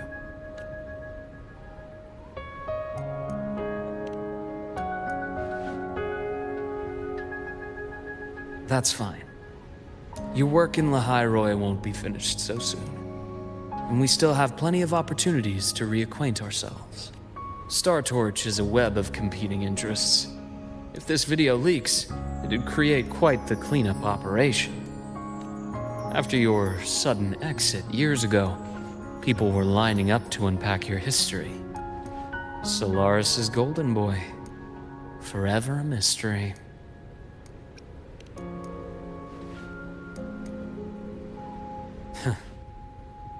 You're not the same as when we first met. But let's save the reminiscing for later. Navora's hurt. I've stabilized her, but as a doctor, I must stay to watch over her.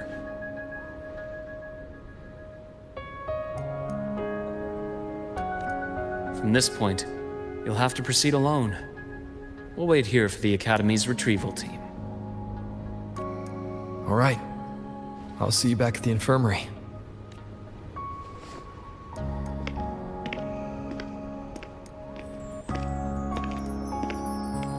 Luke, when you said, I'm not the same, what did you mean? Just my impression. I could be wrong, but you seem lighter now. More hopeful. Happier. And that's not a bad thing.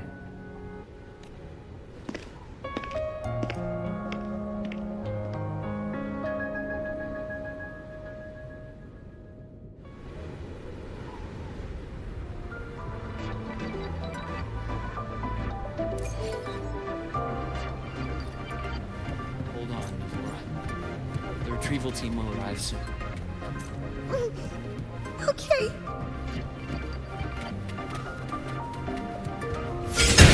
So, our squad of 4 is now a squad of 2. Wait. I don't really count, do I? Guess that makes it a solo squad now. I once got accepted to work at a research outpost in the Frostlands. I took a different route back then. That's a surprise. I thought you'd prefer hobbies over field trips. Well, I was really into void storms. Could count as a hobby, I guess.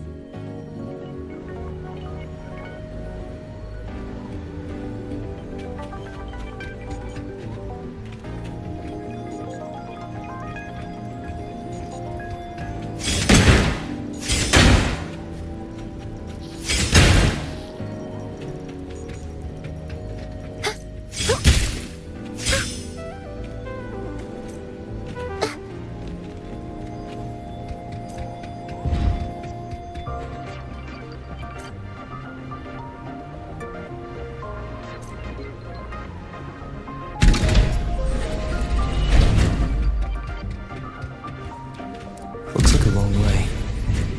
Better take the bike. Let's follow the light ahead.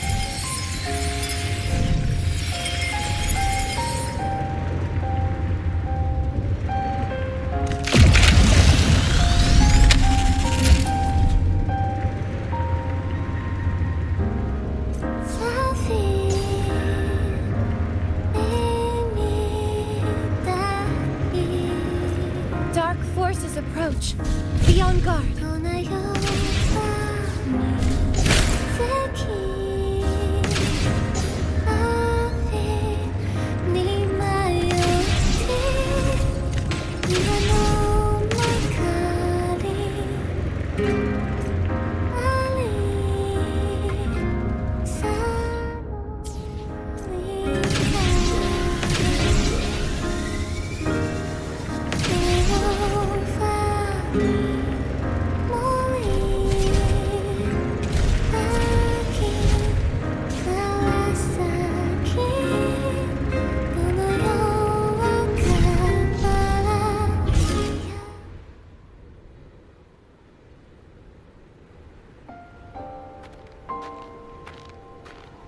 So it was here.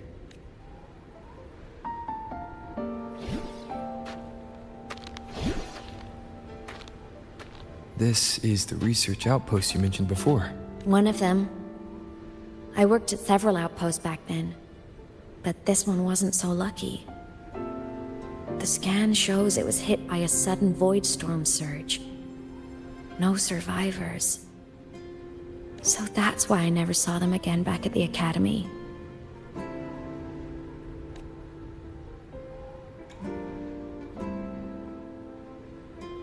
I thought I just didn't see them around. AEMEATH. Anything swallowed by the void storm slowly loses its existence until it's forgotten entirely. If a cassette makes it out, at least there's a record.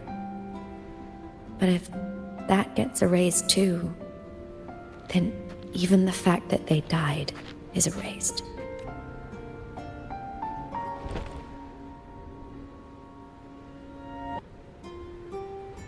Use the core. I want to see them again.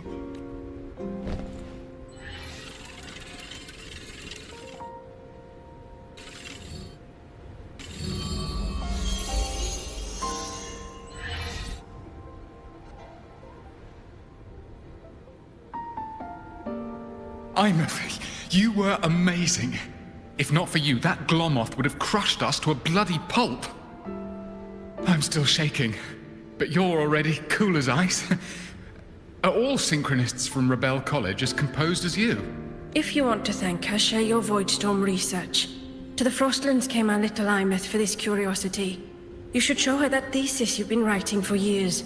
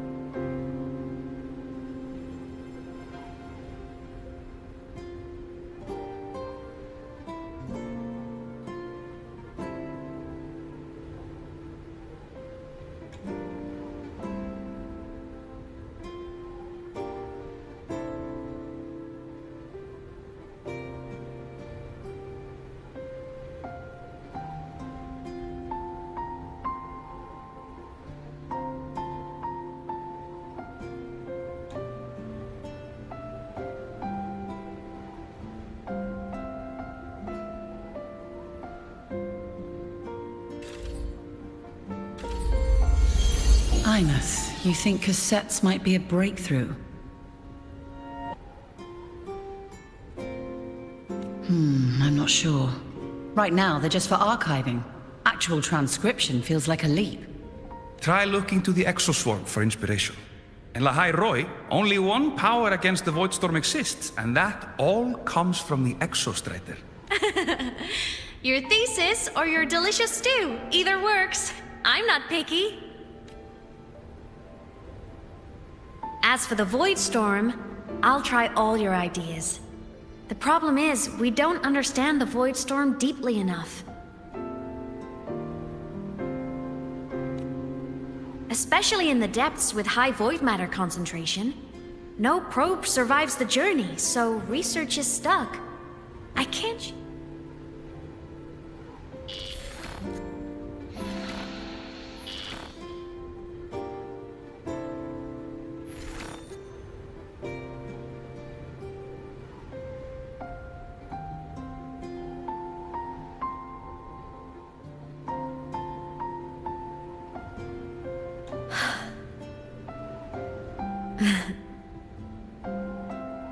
When I was a child, my parents were lost to a void storm.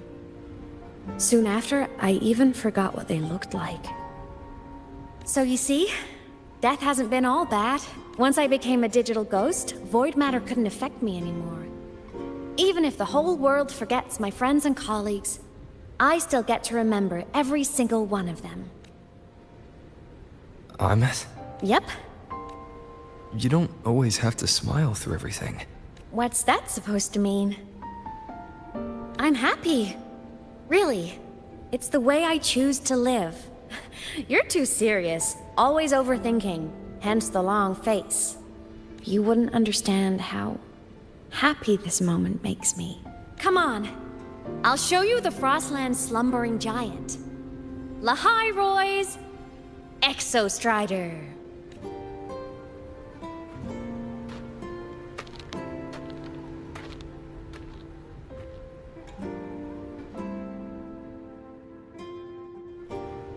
Ever since I became a digital ghost over 10 years ago, I've stayed in... Today will be a fine day. Hi, Roy. Can't get too far from the Exostrider. You've been to many places, right? Care to share some stories? Let me think.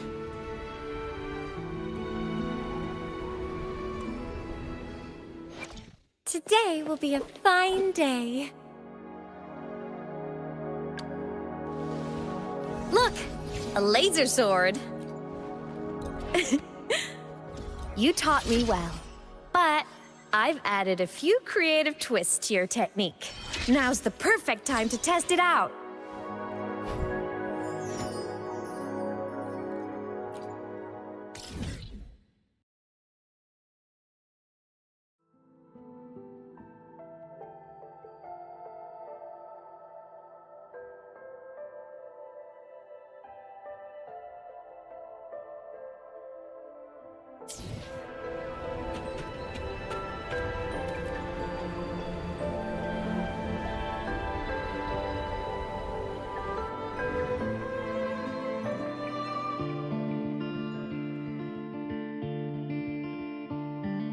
So the rain holding Jinjo captive stopped. Time began to flow again, and everyone got to celebrate a new beginning with the Moon Chasing Festival.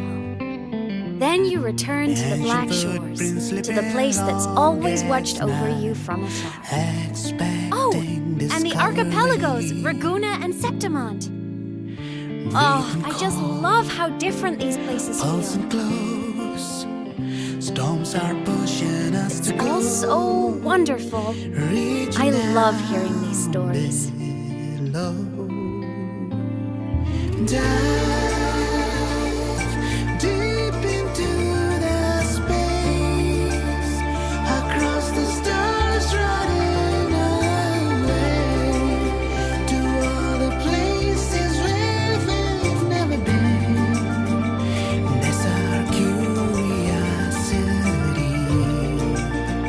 Linger on. Wish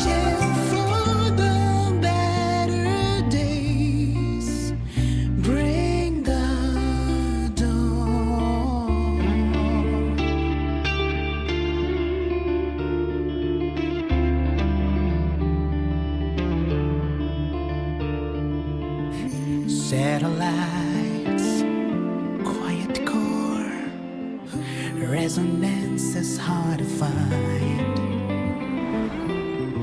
Meteors crash towards frozen crust that can't crush, crave for the unknown.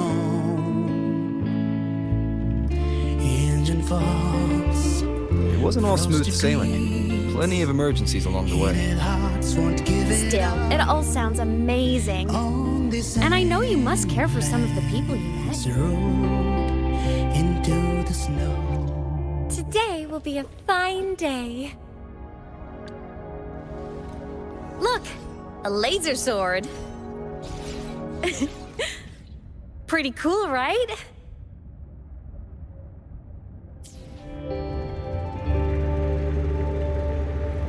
Tell me, this journey you've been on since losing your memories, have you been happy?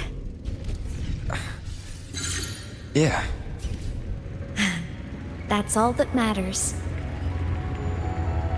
This must be...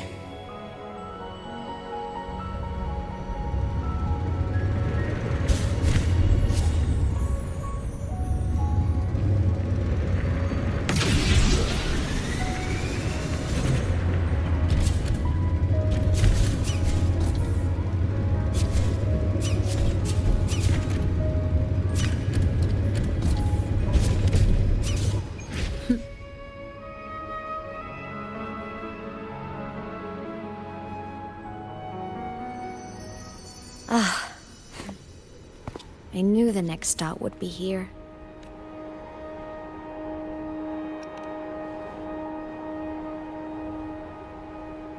The cabin up ahead. It's where I used to live with my family.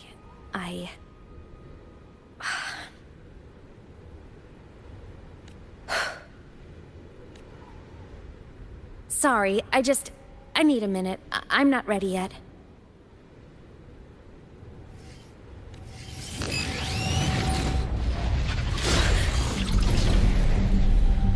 Just like before, the moment it appears, my frequency starts getting sucked out of me.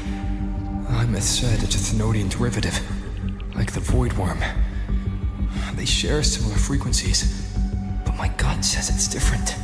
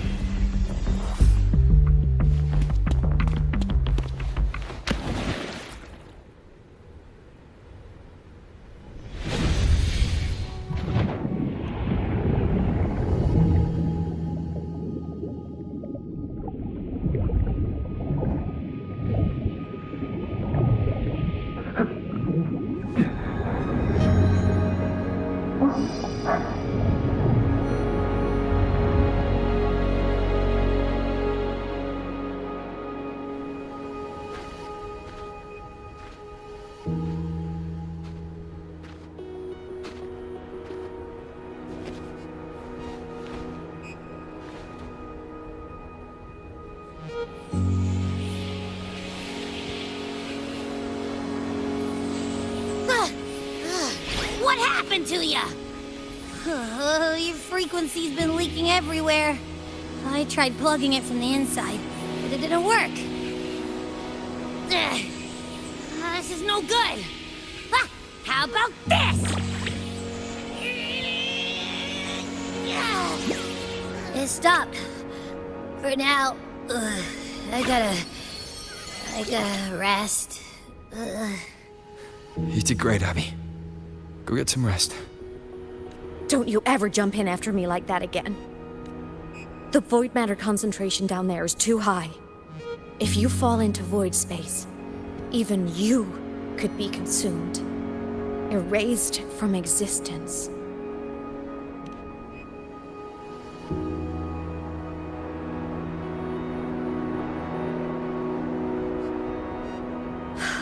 Always making people worry.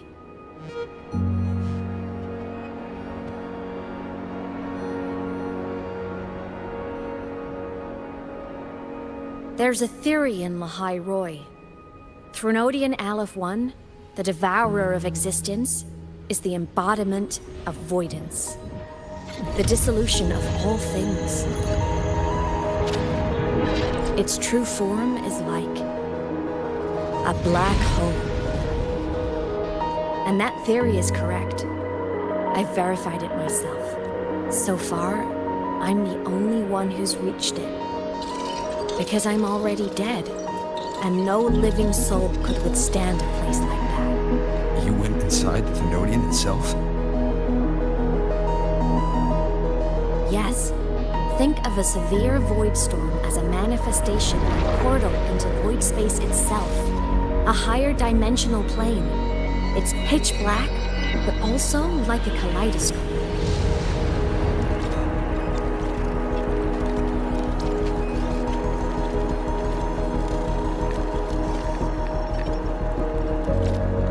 Inside, time and space aren't linear. Everything is warped.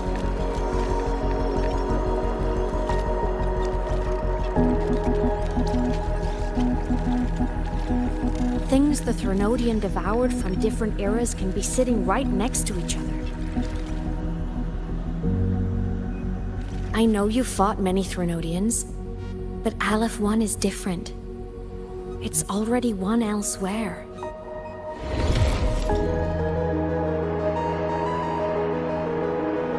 Wandering through the void space, I saw the proof. The graveyard of civilizations has already ended. The Thenodian's presence in Lahai Roi is only a sliver of its true self. It's been trying to break through the seal on the Strider Gate to devour Solaris.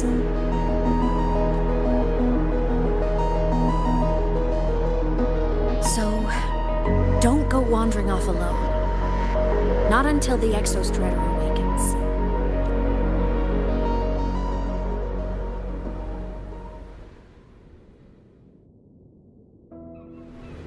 Come, let's rest at the cabin.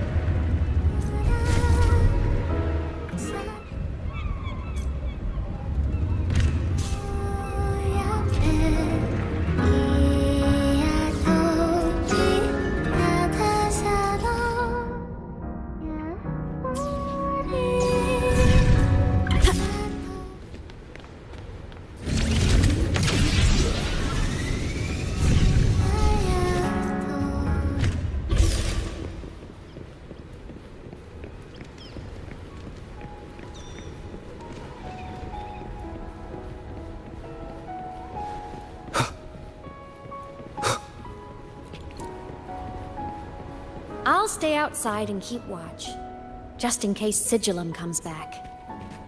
You rest. Don't go anywhere, okay?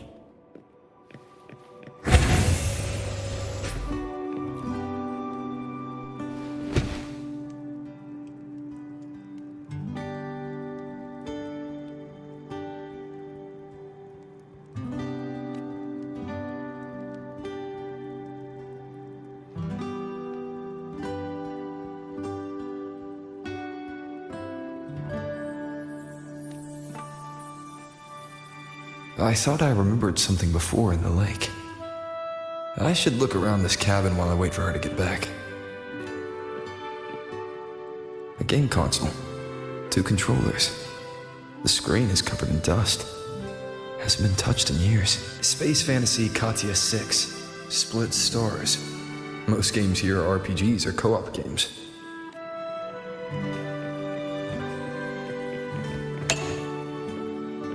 Childhood doodles, all telling stories of heroes saving the day. Well, she had a creative approach to art.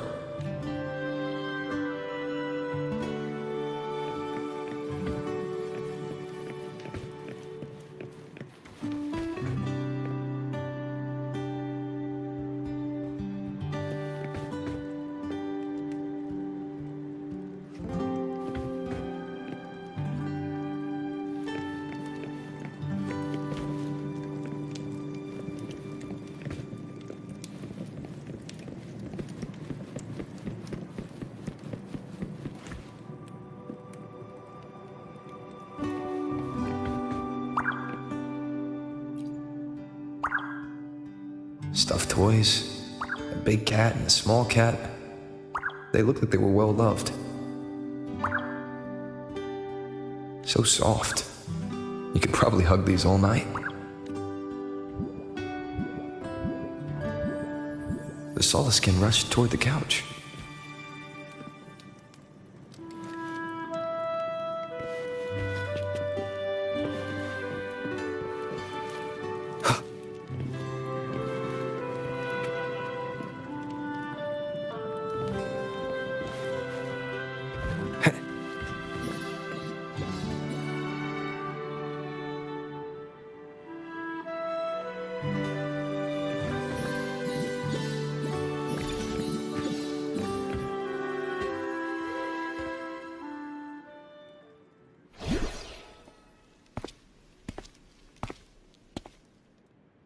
AEMEATH still isn't back.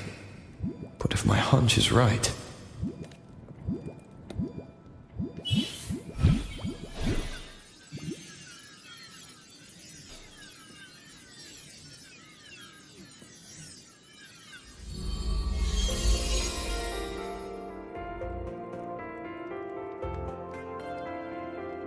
AEMEATH, have you been out terrorizing those snowfluff seals again?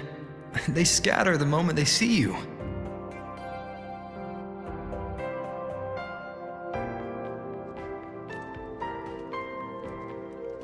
Keep this up, and it won't be long before there isn't anyone left in the Frostlands to play with.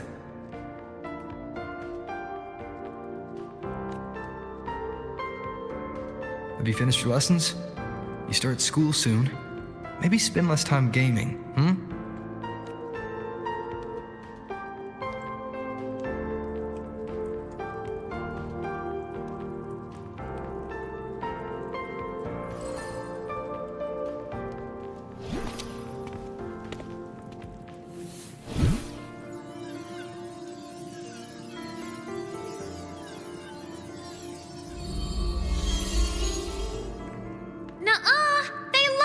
With me. Why else would they crawl over and play before running away?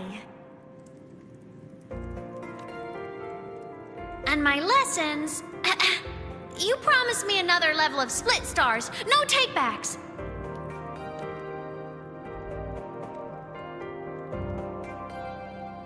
But I want to learn how you folded that thing first. Can you show me? Pretty please?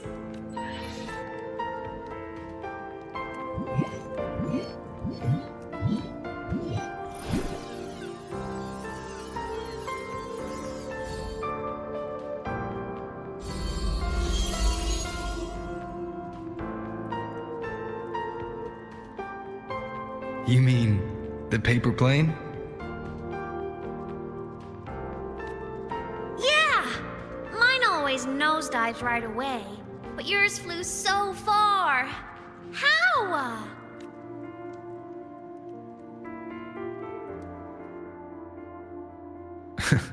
Of course, there's a trick to it. I'll teach you. But first, you finish your lessons. Then we'll fold planes together, all right?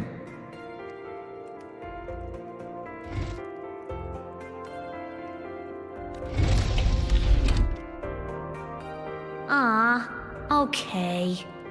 You promise? I promise. Cross my heart.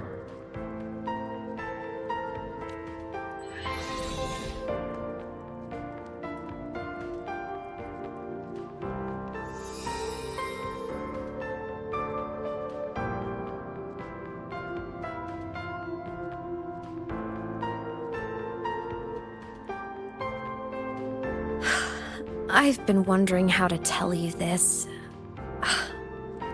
And now...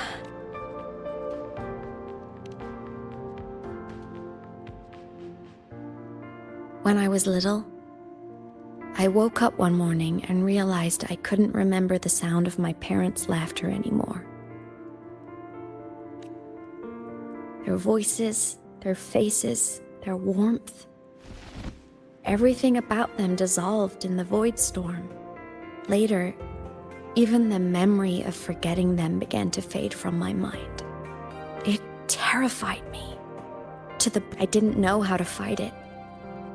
I felt cold, and I knew I had to do something.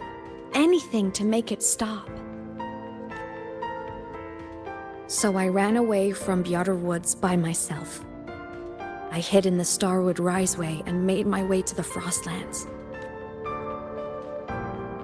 My parents, one was a foreign researcher, the other a Roya. They were stationed here during the Void Storm. I wanted to return to where we once lived, but I couldn't remember the way. I stumbled around for so long, until I finally reached this lake.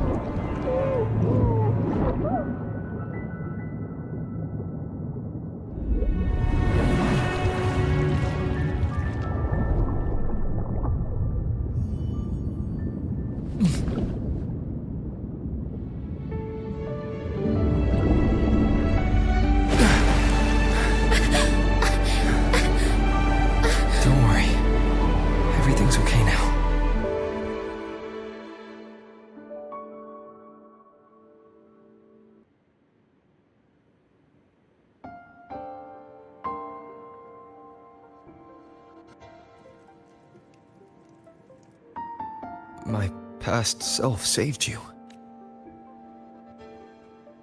I was sinking into the lake, choking. Everything was fading, until a pair of warm hands caught me. They held on tight and pulled me out. And when I opened my eyes, I saw you. But then I realized the talisman my parents had left me was gone, probably lost to the deep. The thought alone broke my heart. I cried so hard, and you had no choice but to scoop me up, comforting me as best you could. You took me back to your cabin to get warm, and after that, well, you guessed it. I stayed with you there, under your care, until the day you left Lahai Roy.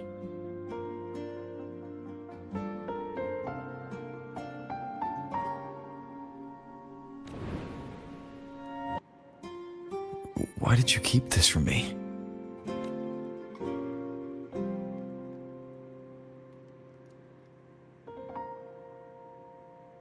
Because it would have been awkward. Imagine someone you don't remember runs up to you, all smiles, saying, "Long time no see. I'm the kid you used to look after." And what would I even say next? Want to go visit our old cabin? I listened to you and topped my class, or, "Yeah, I accidentally got myself killed. My bad."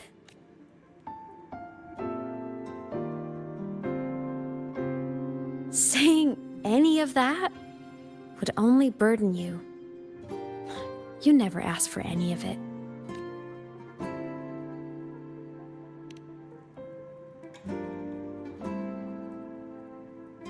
Since I woke in the Gorges of Spirits, I've met many people from my past. They've helped me recover pieces of myself. It's a good thing.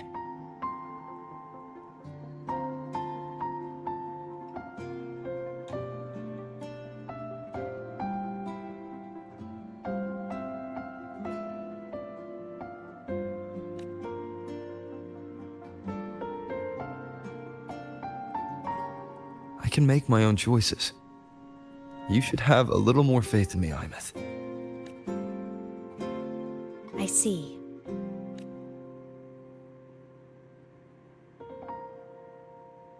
Then I'll just shoot away. My freshman speech, my first song release, the time I hit a new sync rate record. You missed all the big moments. But I couldn't be mad. I knew you were busy. You were always off saving Solaris from the lament. You had to, and I do think that's a good thing. So I thought, why can't I do the same? Look, I kept Lahai Roy safe while you were away. Sure, there was a cost, but not bad for your unofficial apprentice, right?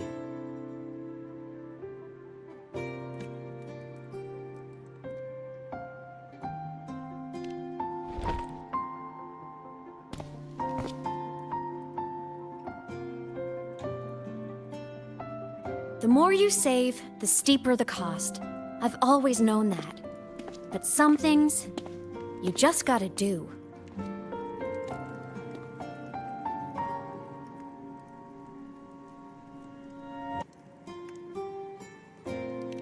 You mean after you left? Well, pretty normal, I'd say. Went to school, enjoyed my days, just like you wanted me to.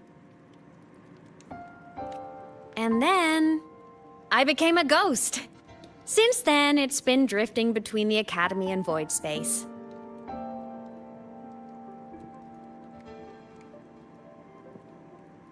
See? There is a bright side. Dying gave me a free pass into Void Space. I'd call that a win. Gotta explore somewhere, right?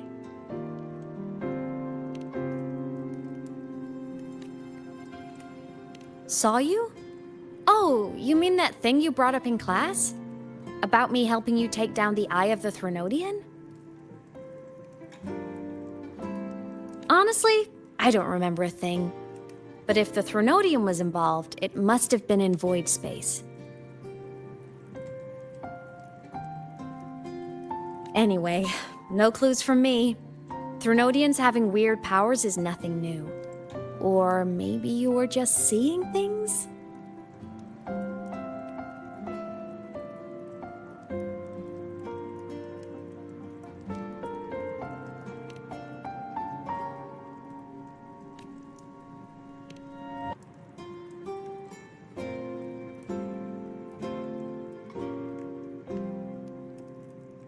Hey, easy now.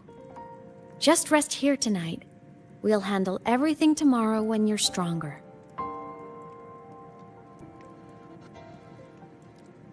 Project Rebuilding Myself is going great.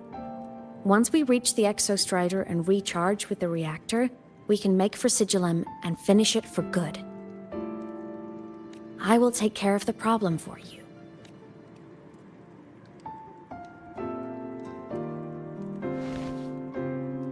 We will face it together, AEMEATH. Of course. But for now, bedtime. You take your old room. I'll be in mine.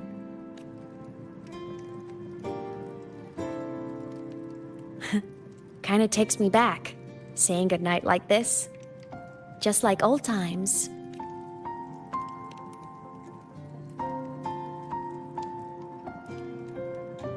Good night.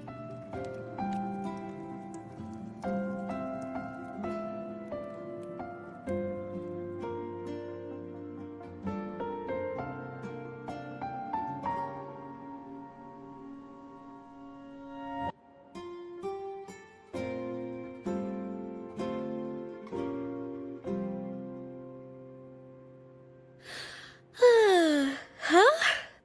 When did I fall asleep?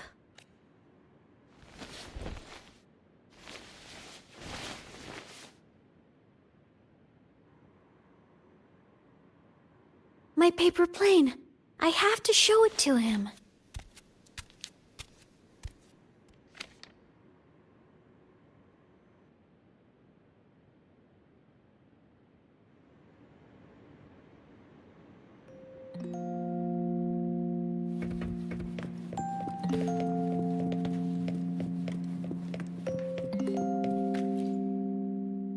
This cat stuffy he gave me is so warm. I love cuddling it when I sleep. Feels like he's right there with me.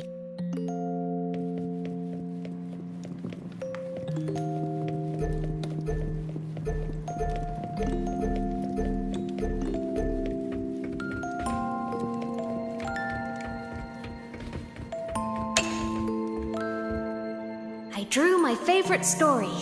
The challenger fighting the dragon, and the lone hero battling the evil galactic empire. But I can't get the colors of their clothes right.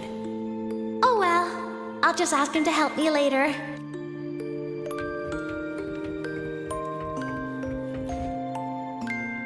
Oh no! I forgot to save my game. That was my best score ever. Next time, I'll definitely beat his record. I'll show him.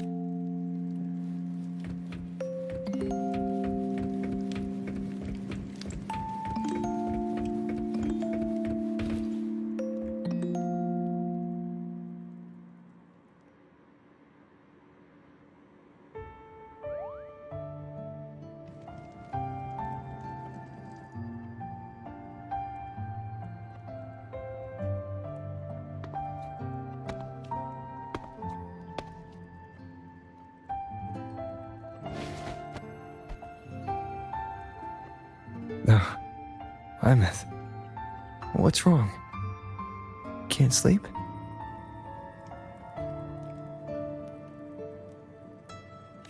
Are you sad right now?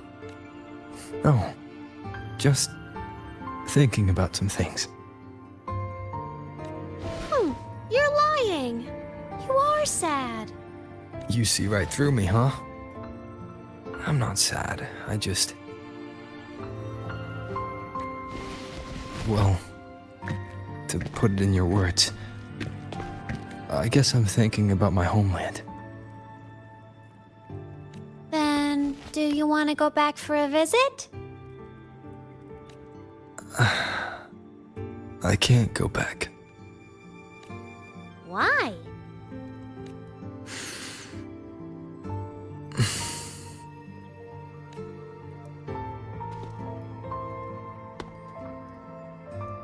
Can I tell you a secret? After Mom and Dad went away, my chest always felt all tight and heavy.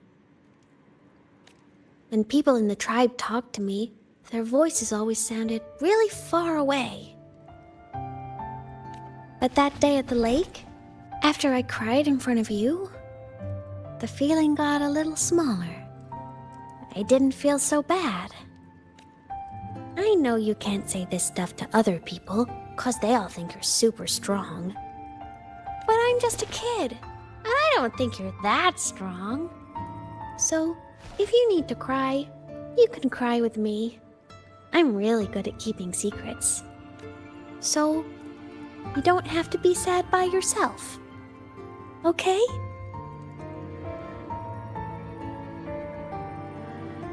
My homeland is far, far away, AEMEATH. The people there gave me a mission. That's why I came here. What kind of mission? It must be really important to come so far. It's complicated. Too complicated for you right now. Then just pick a simpler way to say it. I'll listen really carefully. A simpler way. Put in terms of your space fantasy gacha games. I came here to save the world. To do whatever needs to be done to fulfill the mission. For as long as it takes.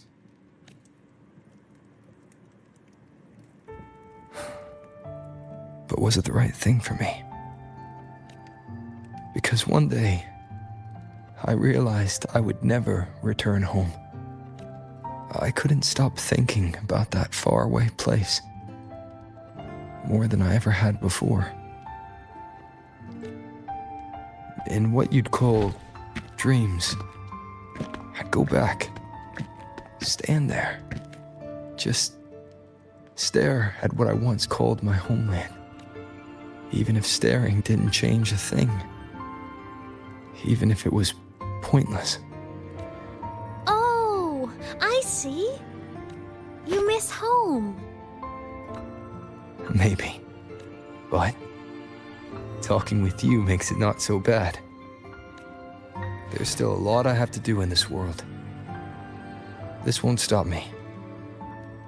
Don't worry about me, AEMEATH.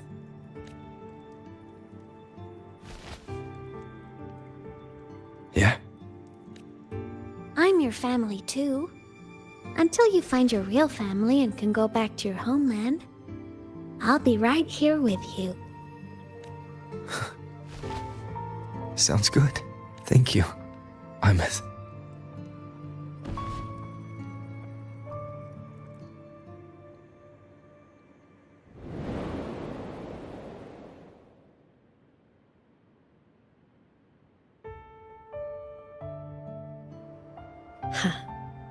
A dream of the old days.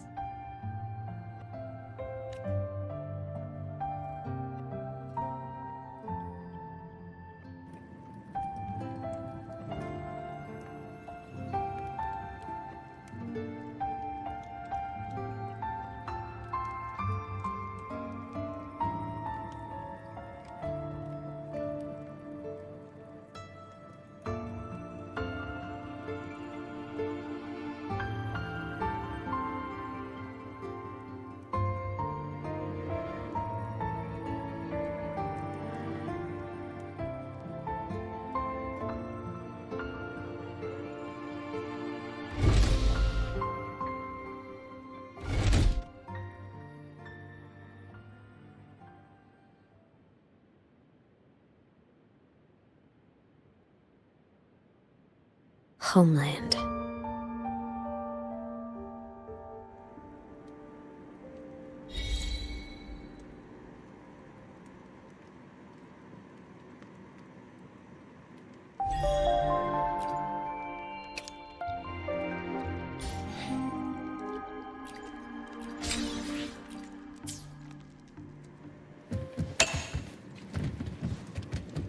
Efficiency above all.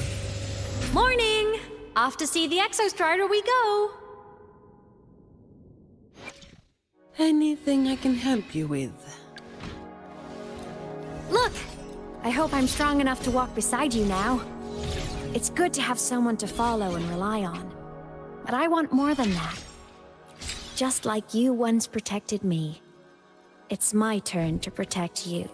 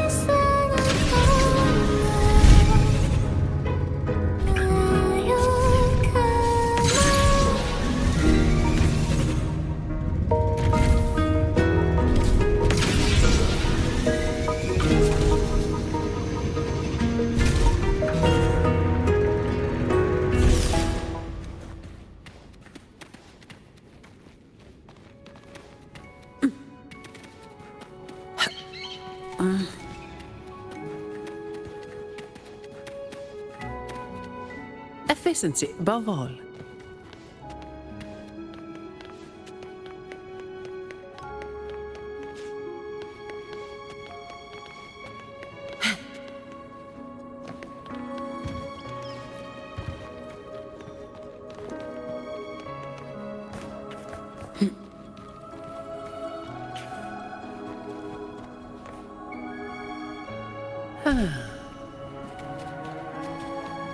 Efficiency above all.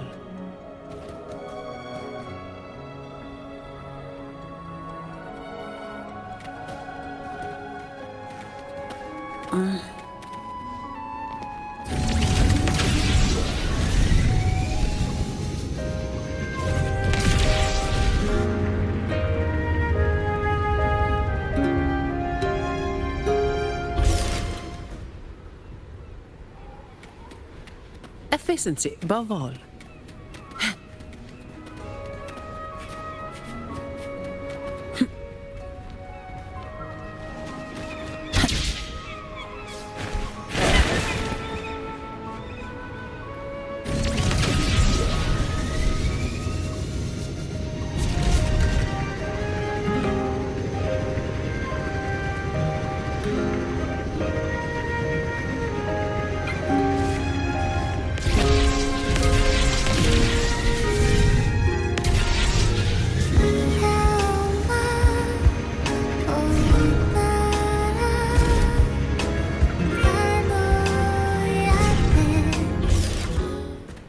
Efficiency above all.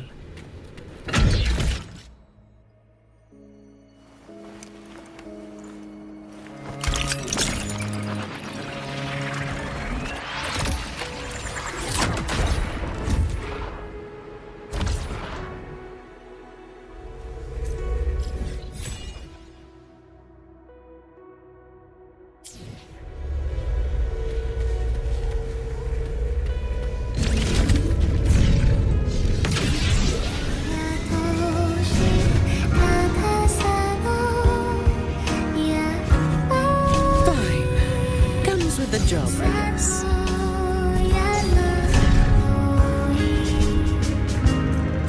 The Exostrider is surrounded by water. Perfect chance to test out that bike Dr. Luke modified for us.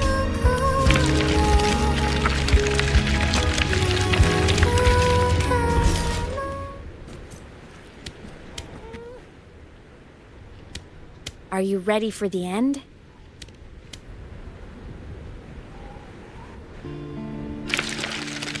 AEMEATH, once you get all your power back, will people be able to see you again? Hard to say. There's no precedent for my situation. It's all just theory. But what if it works? What would you want to do then? Haven't decided. But I'm definitely going on a proper tour of the Academy. If that happens, can you come with me?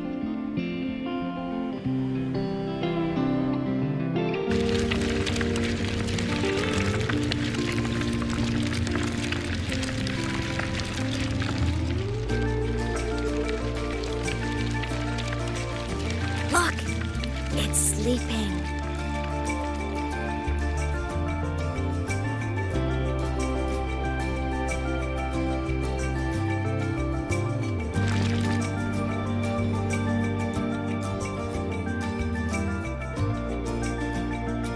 Look! We've reached the Exostrider's feet. Once I find more pieces of my existence here, I'll be strong enough to face Sigillum. We take that thing down, and this is all over. All right, let's race full speed ahead to the finale!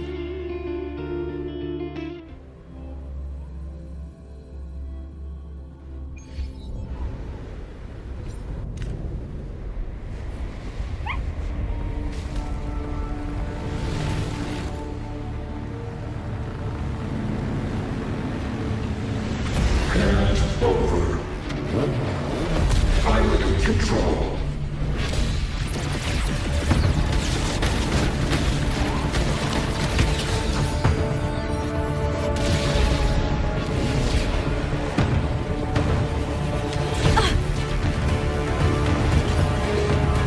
AEMEATH!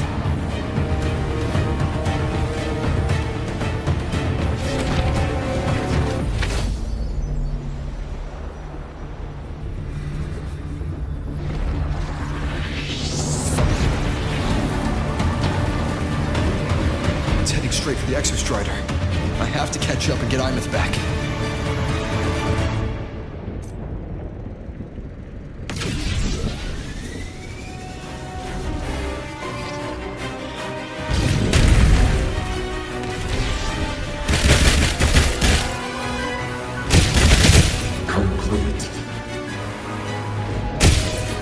up barriers to block my path.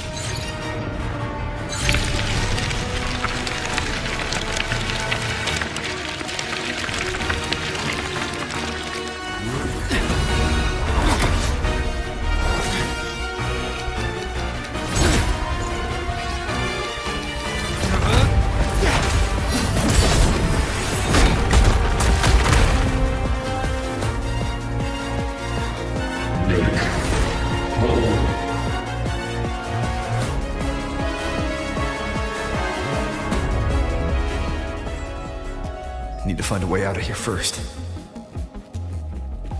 Sigillum isn't just after the reactor core. It's targeting my frequency and AEMEATH's piloted control of the Exostrider as well. What exactly is it planning?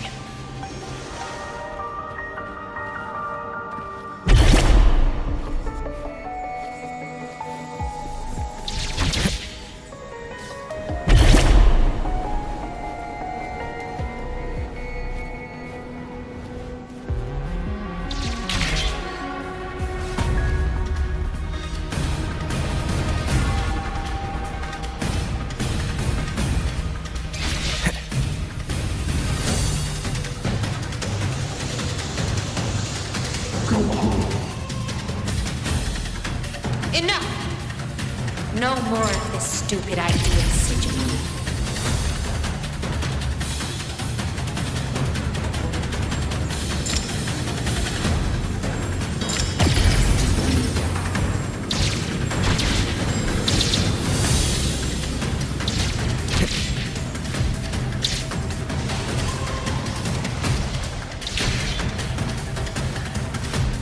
AEMEATH!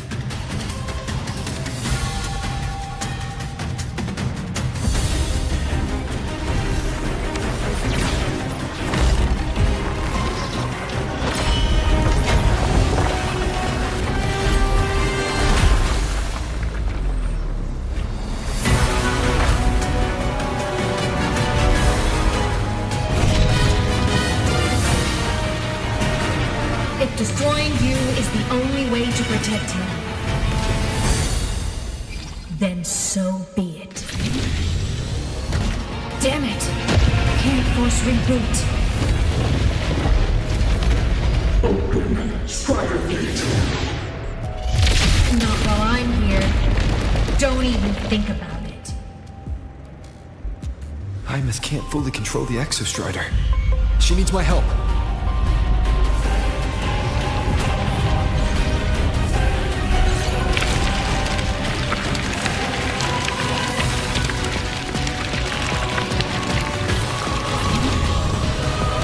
AEMEATH is doing everything she can to keep Sigillum away from me.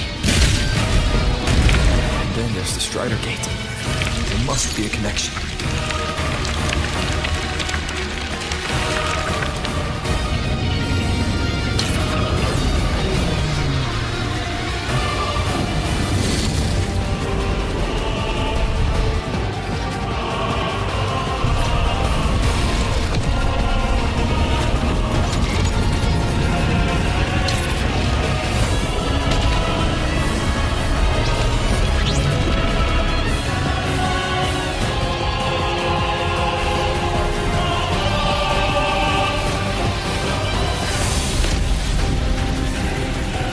It's already speaking more clearly now. I can't let it drain any more of his frequency.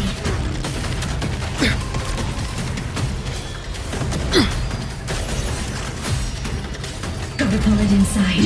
Gotta end this for good.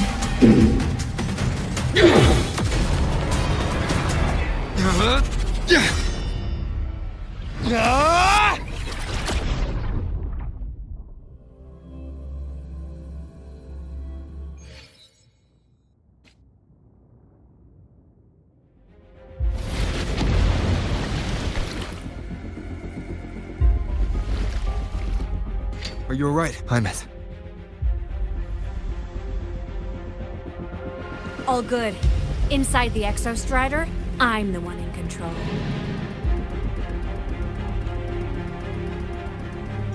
Go home.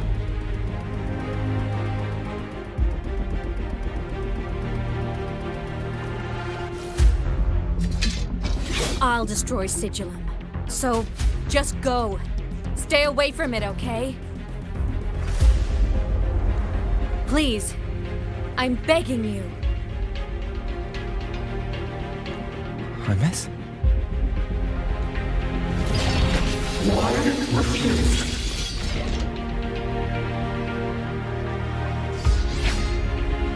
So lonely.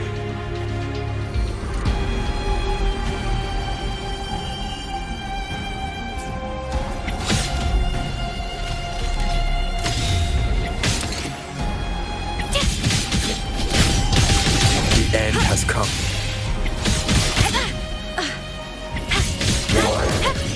All silence. The wicked will face judgment. A minor hiccup.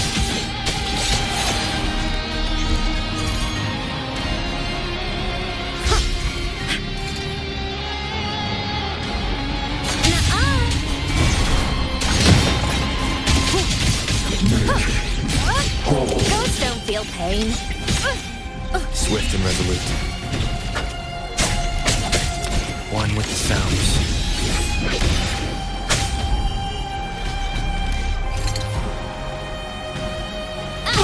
No tricks.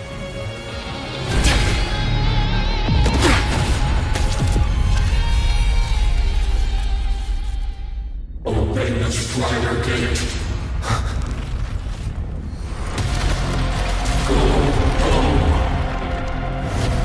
Shut up!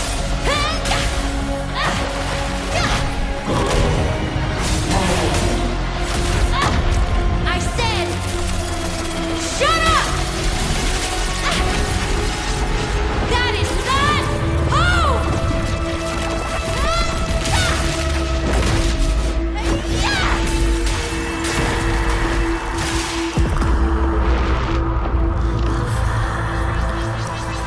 I won't allow anyone.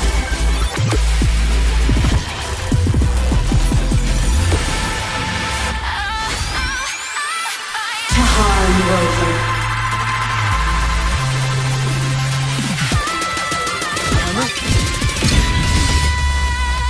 Don't worry. It will end soon.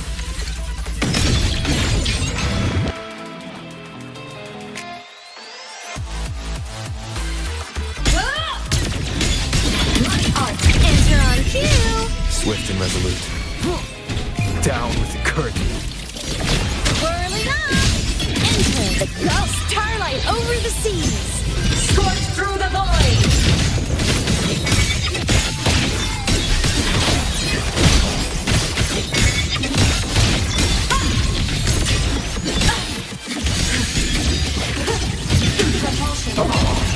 Projection left node.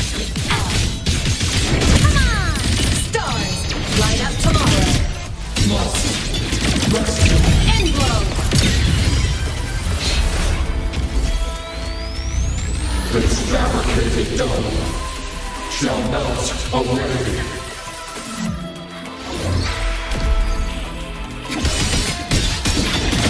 Come on, little one. It's all right. I'm okay. Fire. Starfall. Eclipse. Swift and resolute.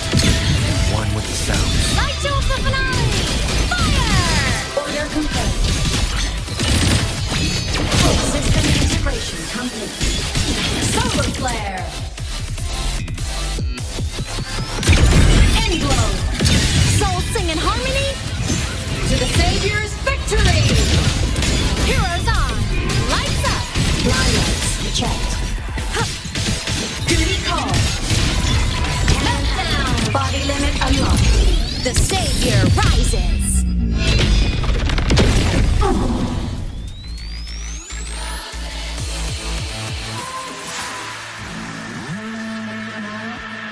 This mission has become an eternal shackle.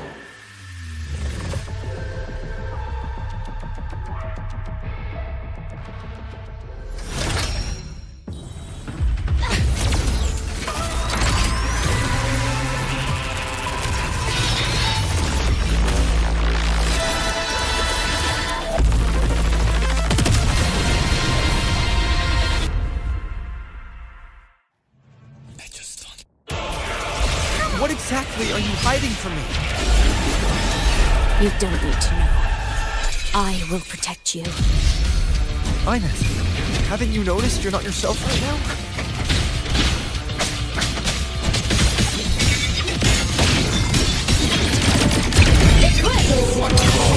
Blade leads the night. Terror, purged in light. The world is mine to guard. Objective lost. Time to shine. Fly high. Truth, reach the cosmos. Starfall.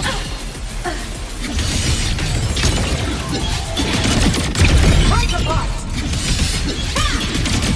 Power. Swift and resolute, one with the sound. Recalibrating. Eclipse. Light show for finale. Fire. Order complete. Enter on cue. Come on, system integrate. Lasers. Charge. Body limit unlocked. The savior rises. Souls sing in harmony. To the Savior's victory!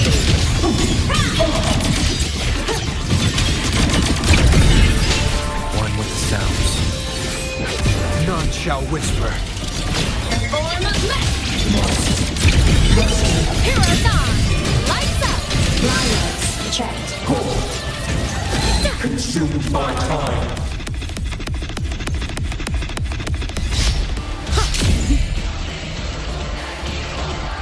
Come on, little one. AEMEATH. Endglow! The world is mine to guard. Objective logged.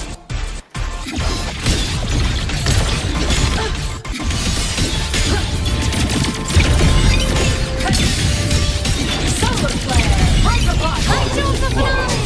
Fire. Order complete. Light wings activated. Stars shine tonight.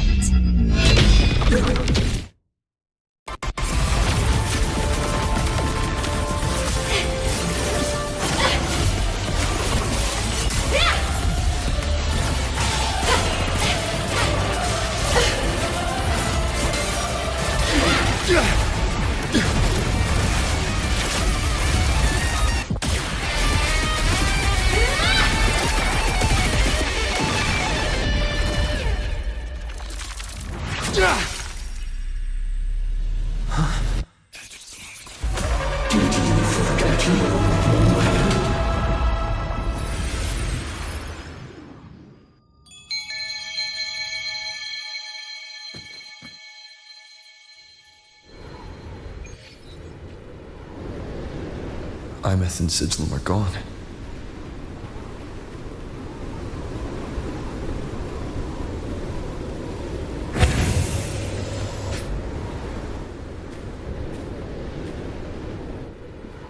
Is this AEMEATH's old door? Since she can resonate with the Exostrider, even after her body was destroyed, her frequency must have merged with it.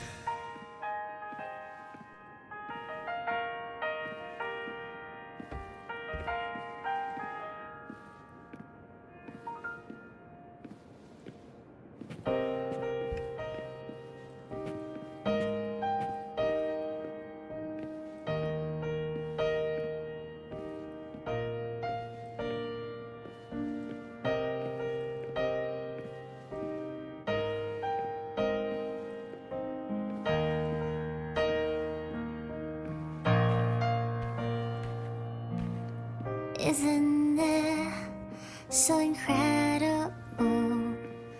We're here sharing the same time and space. In your eyes, the stars look like thousands of bright stars.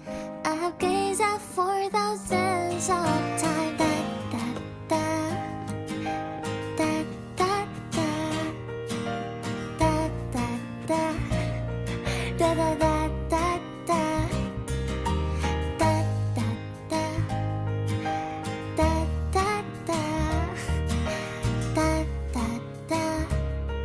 Goodbye,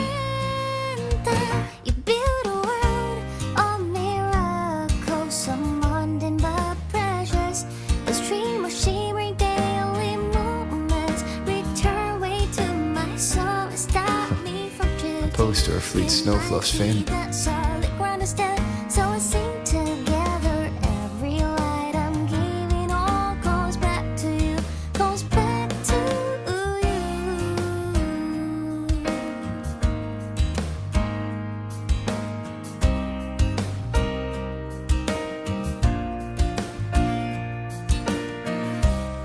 A photo album.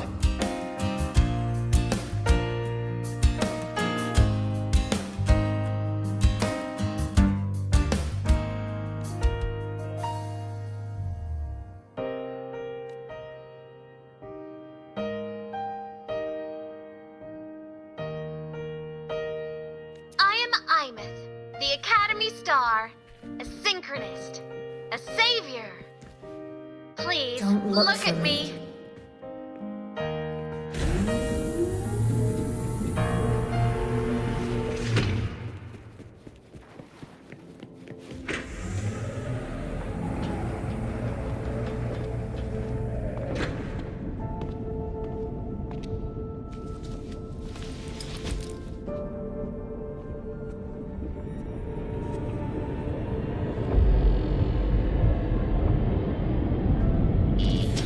Piloting the Exostrider.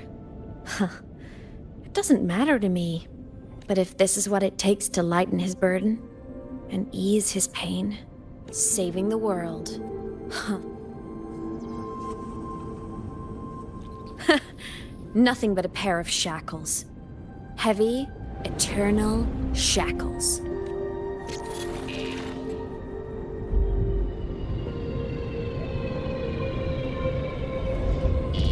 No. He can't ever know this. I must keep this secret. Bury the truth deep.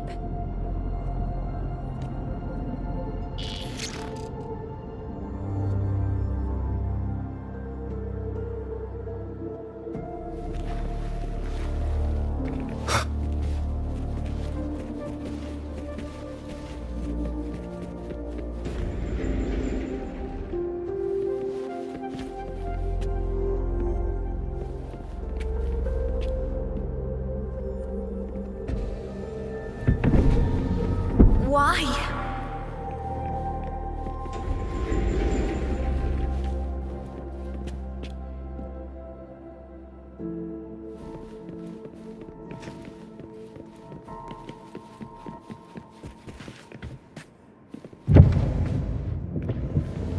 It hurts.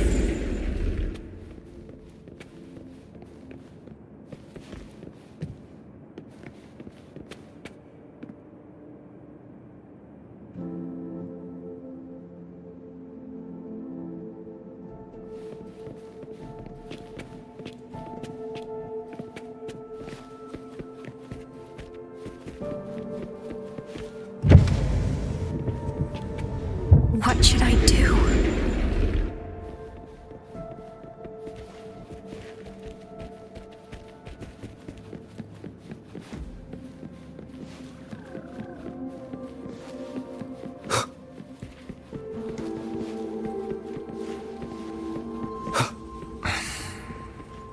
I can't go back.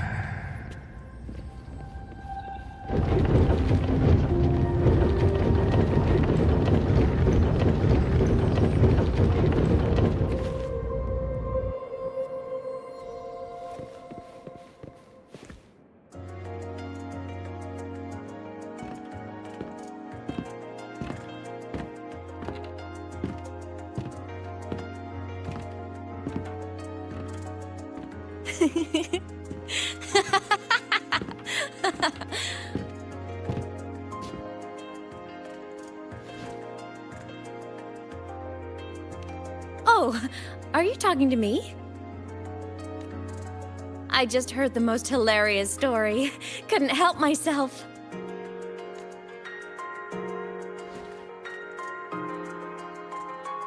Since you asked, how about I tell you?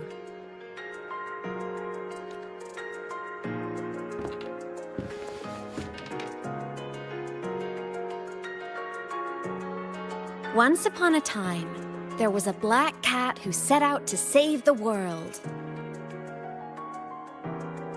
Why?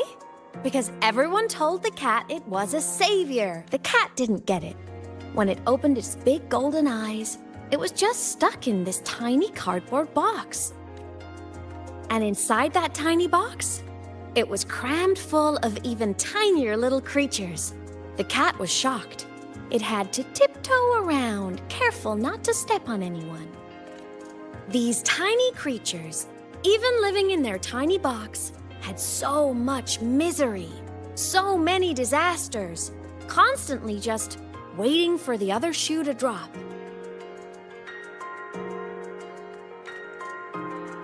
Please save us, they begged the cat. And of course, the cat agreed.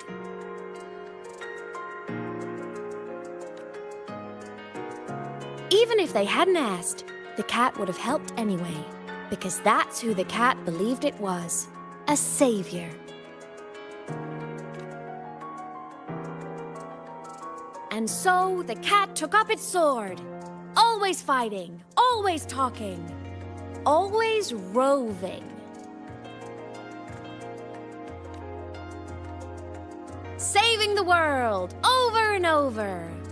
Until one day, it realized the cardboard box had been sealed shut.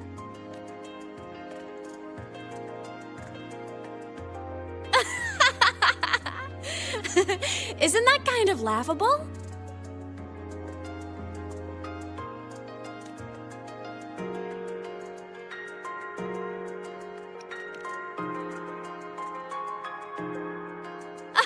Where's your sense of humor? Isn't it absurd? The sheer ridiculousness of everyone ignoring the fact that it's just a cat. But in such a laughable story, somehow everyone else gets to be happy.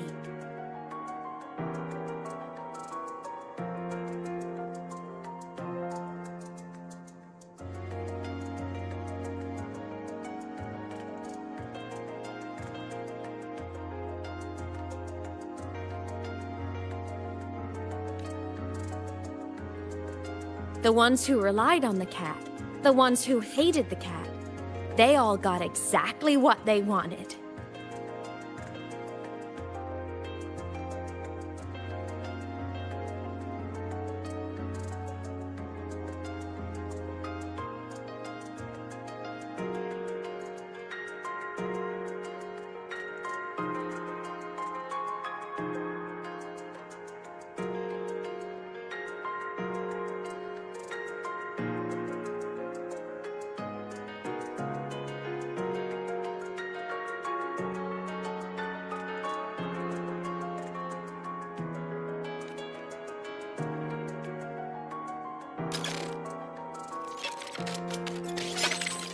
But what about the cat?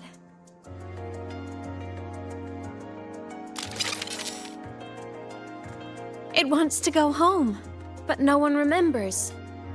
The box is sealed shut, and the ones who put the cat in there have already turned their backs on it.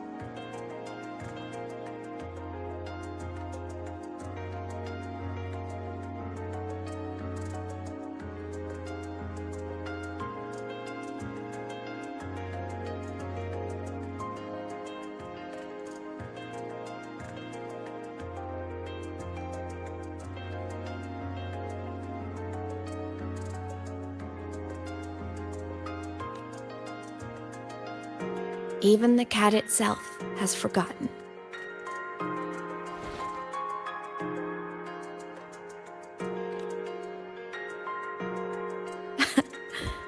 Isn't that so absurdly laughable?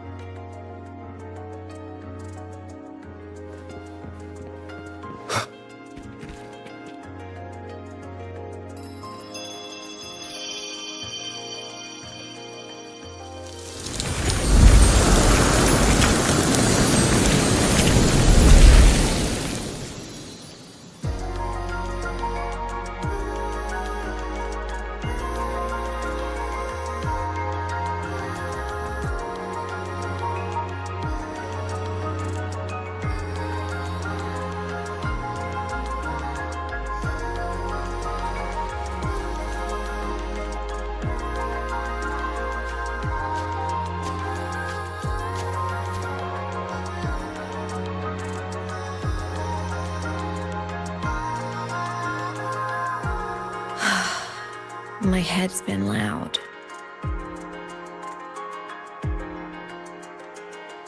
There's this question that just spins and spins up. I still don't have the answer.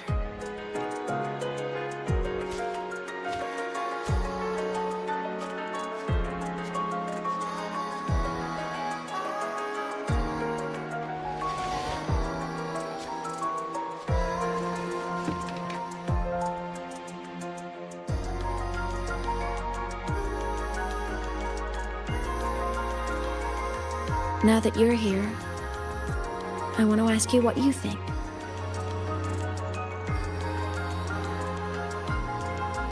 That person is my family.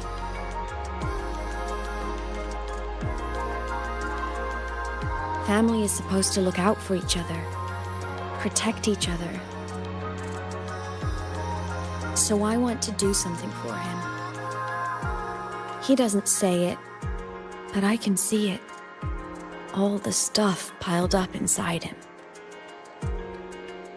The more you hide, the less you share.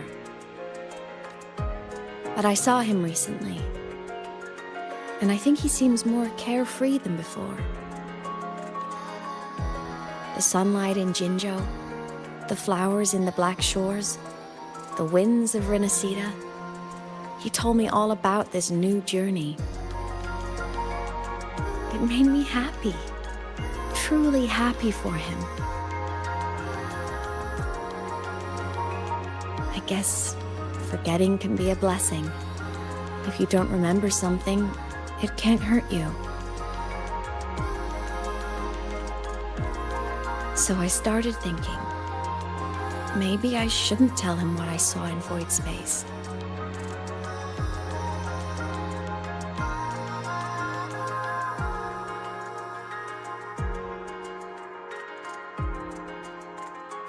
All that pain he carried about his home, it's gone now. Why bring it back? If not knowing is happier, why ruin it?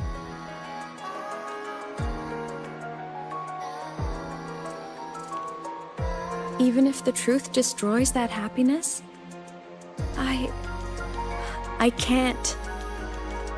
I don't want to see him hurt. I want to protect him. We all need a little hope to keep going, right? I want him to hold on to that hope.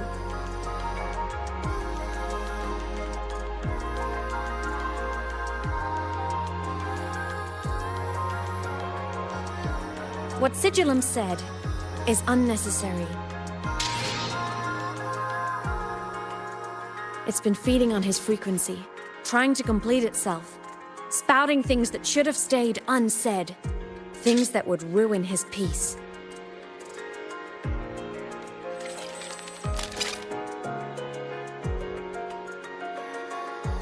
I must destroy it before it spills the truth. I brought it into this world. I'll be the one to take it out, too. Nothing truly matters. Not even saving the world.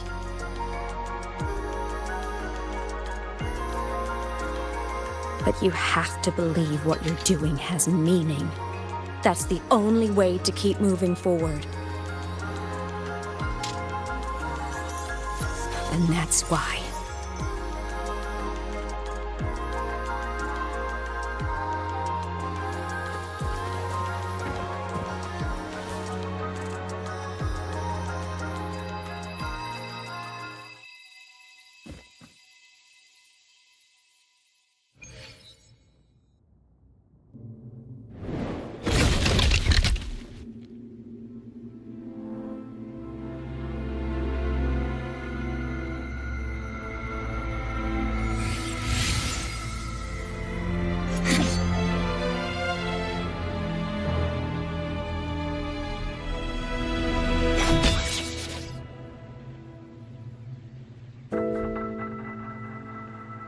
Stop, AEMEATH. I told you to stay out of this.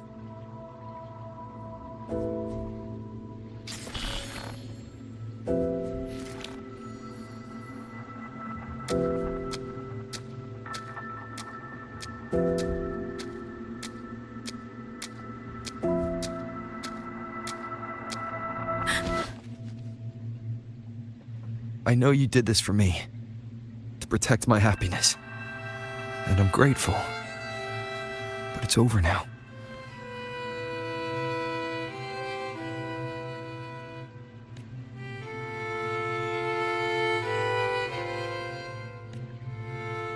I need to hear it. All of it. Whatever the truth is, it's my burden to carry. My choice to make.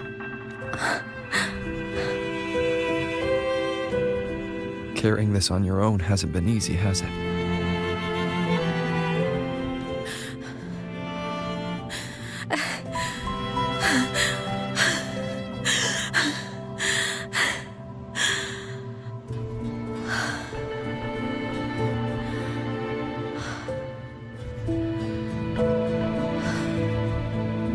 Do you really want this?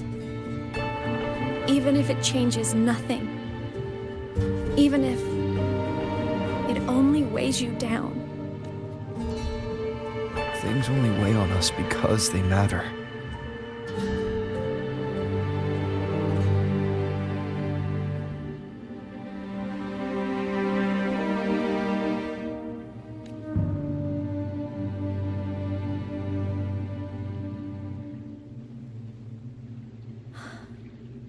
All right then.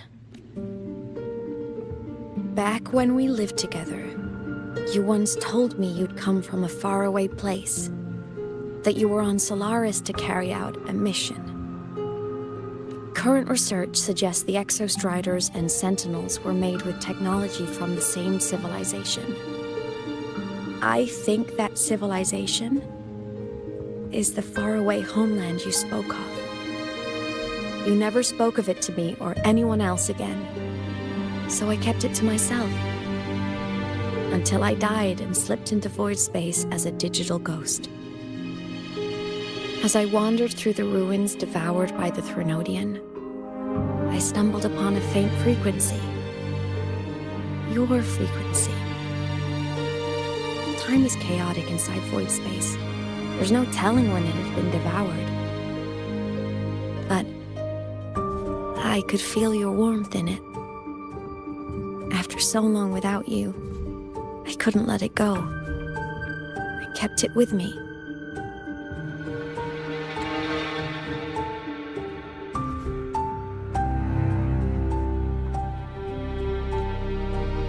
Guided by its strange connection to other frequencies, I traced my way through countless overlapping spaces until I found the remains of an Exostrider. That was when I realized that Exostriders were built to transport Sentinels. They trekked through stars to deliver Sentinels to Solaris, until, during one jump, the Threnodian Aleph 1 must have noticed them. Its hunger had festered for so long that not even devouring the entire universe could sate it now. That frequency then led me to another relic consumed by the Threnodian, a creation built by the same makers of the Exostriders. It was beyond my understanding. I could only guess its purpose. A communication satellite. And within its ruined shell, I discovered frequencies tied to you. From those fragments, I saw the messages you sent home. Not about your mission, but full of longing. You said you wanted to go home, even if just to lay eyes on it one more time. But their reply was a rejection, because it wasn't part of your mission, because it was unnecessary.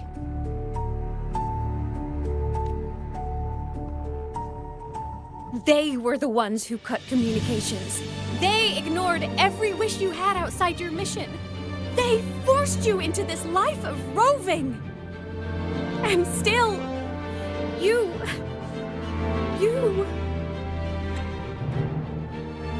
crossed the stars to fulfill their wish. How could they? How dare they treat you like that? In that moment, I was drowning in pain. I didn't know how to help you. I didn't know if I should tell you. I didn't know what future you'd even want. That's when your frequency I'd been carrying with me, it was corrupted by the void matter. It tore through my power, and Sigillum was born.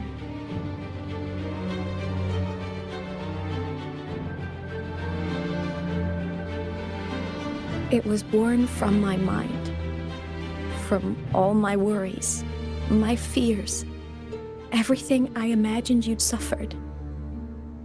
At first, it acted on nothing but the instinct to go home.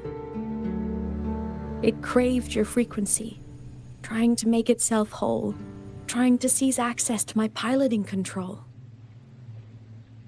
So it could reactivate the Exostrider and cross the Strider Gate to get back home. Exactly. The more of your frequency it consumed, the more coherent it became. I couldn't let you hear those words, so I tried to destroy it. This is what I've been keeping from you. I'm sorry.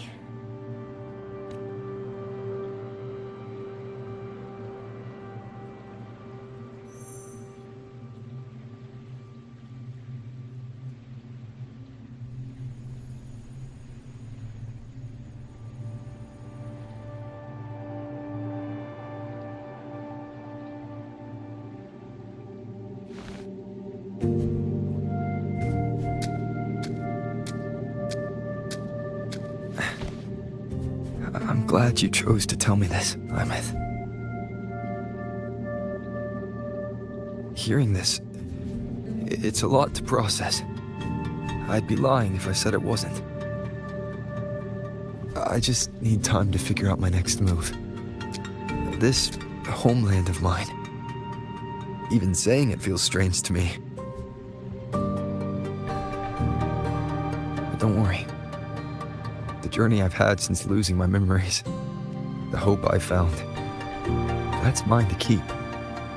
No one can take that. Saving the world? I never saw it that way. The people and civilizations I met, they saved themselves. I was just there to help. Jinzhou's soldiers fought through retroact rain till dawn. The Black Shore's bloom bearers ran themselves ragged across distant lands. Rinasita's factions all dared to defy the dark tide. The High Roy's people never stopped reaching for the stars. I'm no savior who fell from the sky, and no one ever saved themselves by waiting for one. There's been plenty I couldn't do. Losses I couldn't prevent. Sacrifices I had to accept. But I'd do it all again. Every bit of it.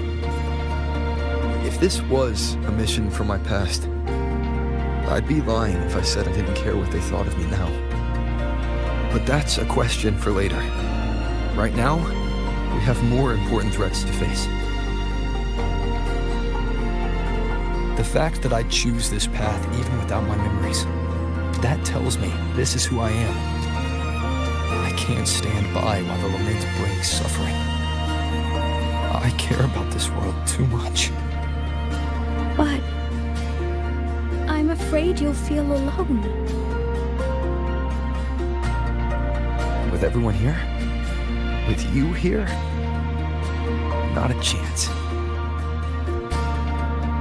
I will be there for everyone as we head toward our shared future, leaving the past behind.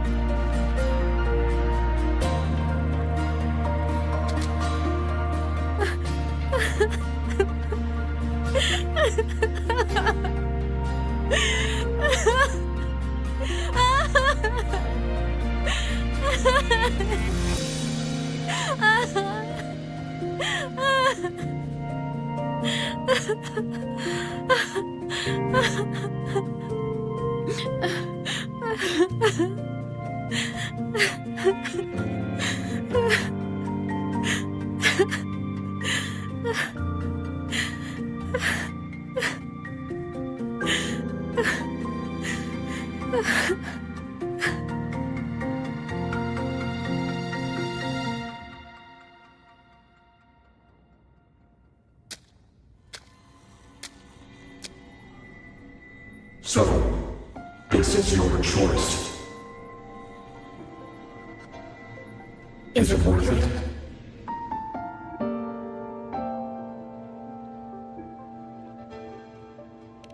I know where I'm going now. That's what matters. Not where I started. Then keep going. No matter what.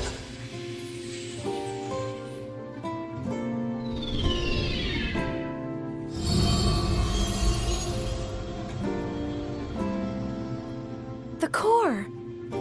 It's returned to the Exostrider. It's one step closer to finally awakening. And you? Your power should be restored now that Sigillum is gone. It's more than restored. The core's return has rebuilt my frequency from the ground up. I'm a full Exostrider resonator now. My original body is still gone, of course. I'll always be a ghost in the machine. But my existence is now strong enough to be detected. It's like a faint current turning into a bright, flickering spark. So will others be able to see you now? That's right. Guess our little road trip movie's come to an end. Time to head back to Star Torch Academy. Together.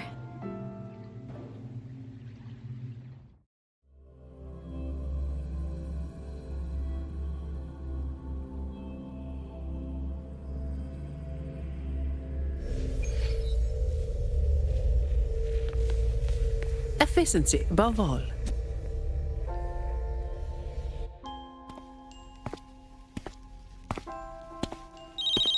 All good on your end, Golden Boy? Sela mentioned the Exostrider in the Frostlands just moved. Please tell me that was you. That was AEMEATH. Given how well you know me, I assume you know her too. You found her? I brought her back to the Academy. It's a long story. I'll fill you in when there's time. Understood. But I do have to ask, on Lucila's behalf, what's the status of the core? It was returned to the Exostrider. That explains it. The Research Institute is reporting a spike in void matter concentrations over Lahai Roy. Voidstorm activity is kicking up again. Back when the reactor drive was in the sky, its annual self-diagnostics caused the Exostrider's greatsword pointed at the Threnodian to weaken. The Exostrider is probably running the same procedure now to integrate what you returned. Best for you both to stay within the Academy until peak season passes. All right. I'll be careful. Next time you're in the infirmary, we should revisit your old plan. The one tied to the Exostrider, the Strider Gate, and the Threnodian. For now, just be with AEMEATH. You've earned a break. Get some rest. Looks like AEMEATH is at the auditorium. What's she doing there?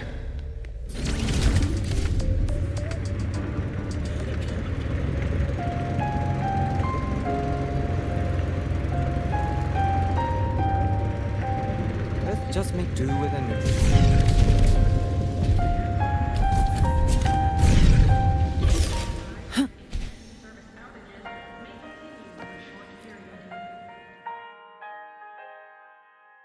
You know what? I just had a brilliant idea. Why do I feel like someone's about to get in trouble when you talk like that? Hey, that's a totally unfair stereotype from when I was a kid playing with snowfluff seals.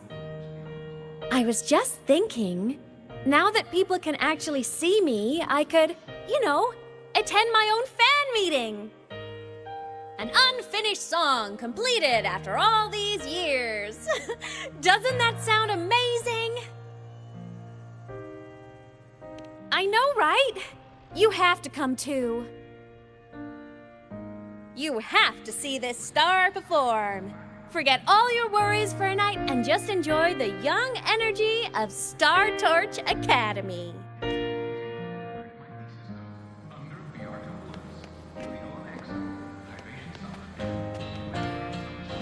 Entries open, everyone! The fan meeting will begin soon!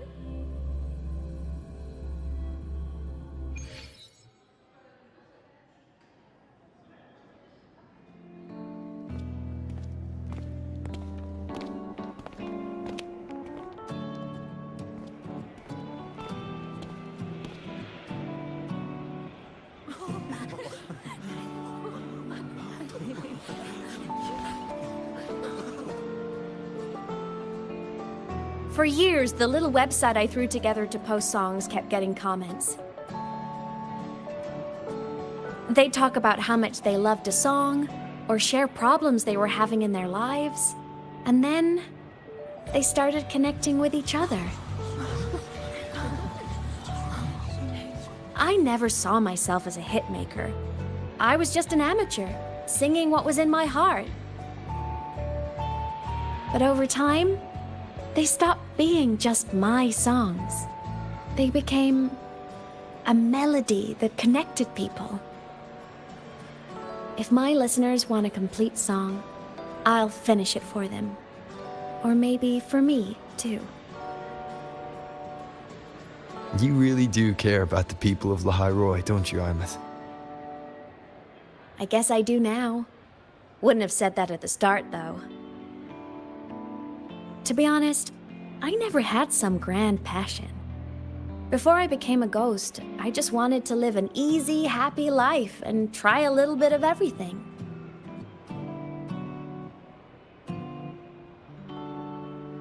And my whole I want to be a savior thing?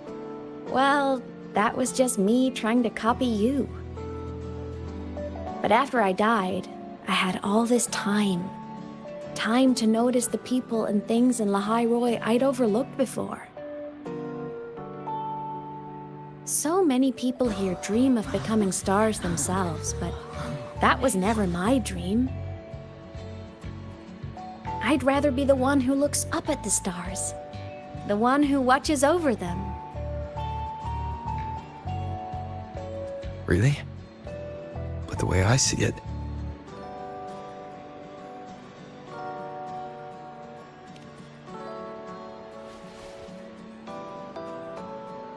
go on then, AEMEATH. I want to hear you sing. You'd better, because you're my most important audience today. But first, you need a better look for the show.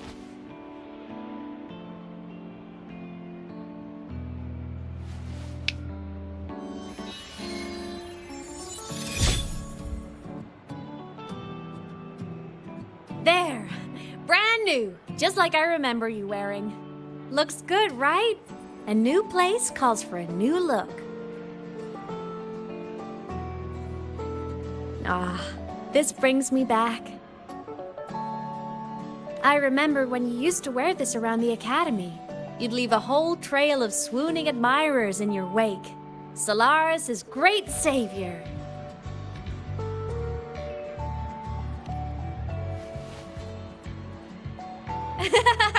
What? Are you blushing? Since when is having charm a bad thing? Now, go grab that seat over there. Best view in the house. I scouted it myself back when I used to nap through lectures. As for me, it's showtime.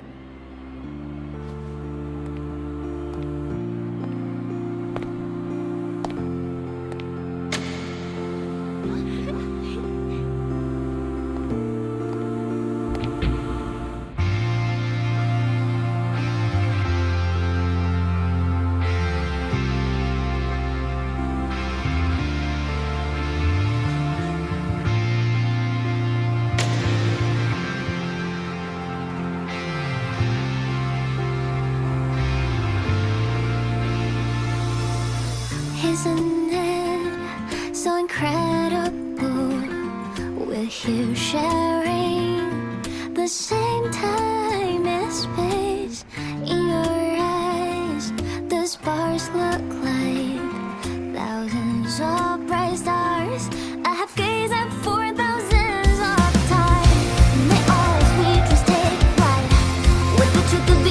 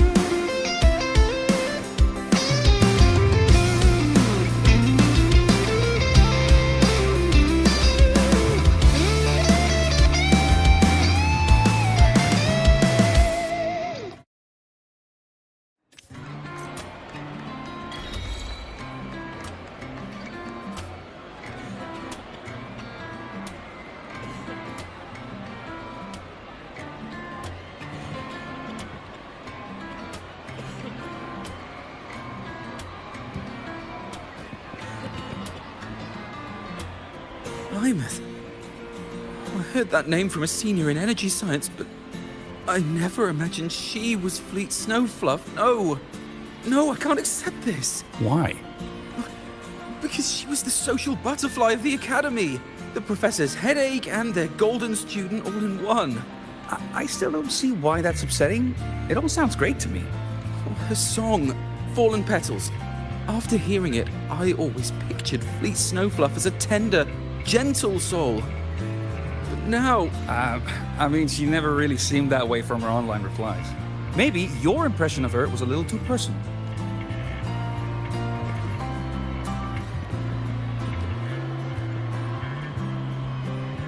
AEMEATH from Rebel College. She's been missing for years. Why would she be here? AEMEATH? But the same one Professor Sakya always talked about? Yeah. She always wanted her as a mentee. She still brings her up to us.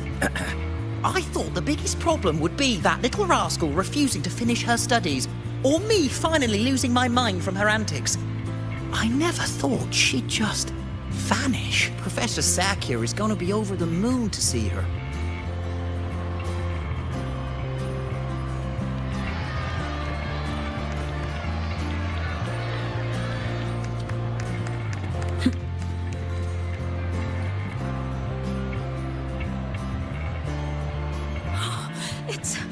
It's her! Fleet Snowfluff! That's definitely her voice. Oh, I can't believe she's actually here. See? Skipping class was totally worth it. Oh, she's so bubbly and spirited, just like her songs. I'm getting her autograph later. Of all the songs she's posted online, my favorite is Indigo Universe. What's yours? Of course, it's the Tard E song. It's so funny and catchy. You can't be serious. That song's pure brain rub.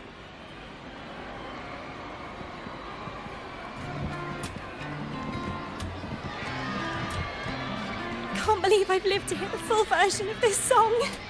I'm gonna cry. Oh, you're so talented. Why did you stop posting new songs all these years? An autograph! Please, Fleet Snowfluff! All right, all right. Dry your tears. Autograph coming right up. Why haven't I been writing? Oh, you know how inspiration goes.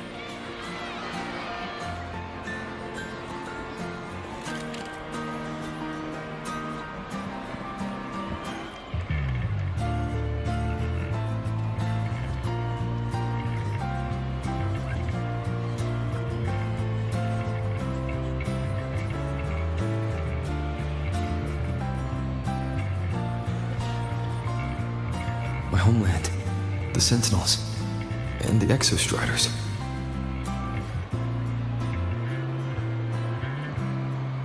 The Exostriders were built to transport the Sentinels. The wreck AEMEATH found in the void matter suggests not all of them made it through. The wreck's design matches the Exostrider here in the High Roy, the one forced to go offline to stop the Thenodian.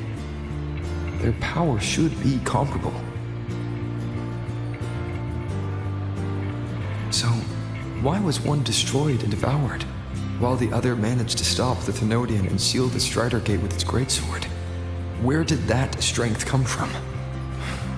There's a piece that's missing. All done. Let's go.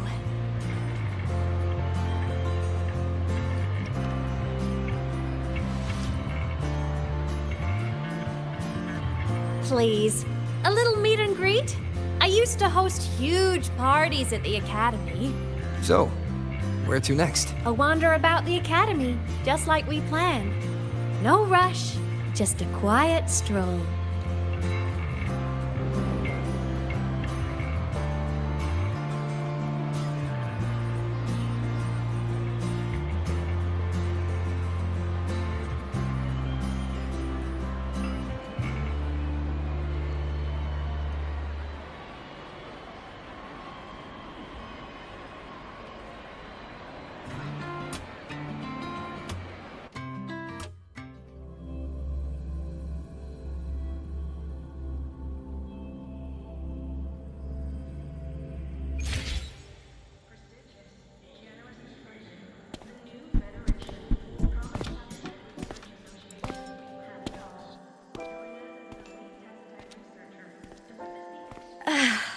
This is incredible.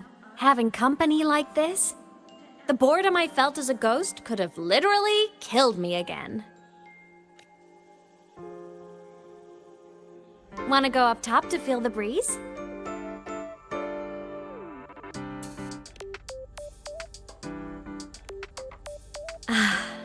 I'm so happy right now. Really. Even a fake sky can hold such beauty.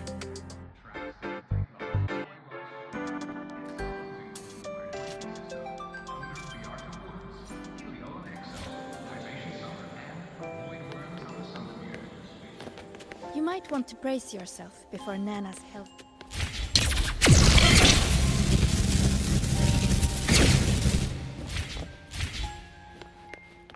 Let's just make do with a Nutri-Pack for now.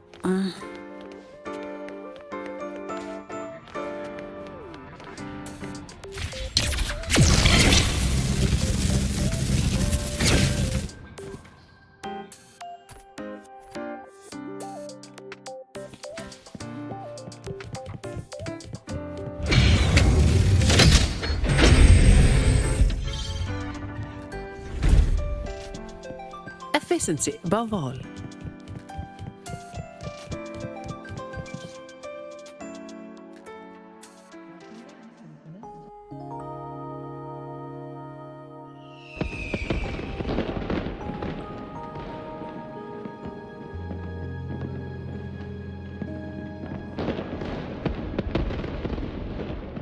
Now that your frequency is stable, what will you do next?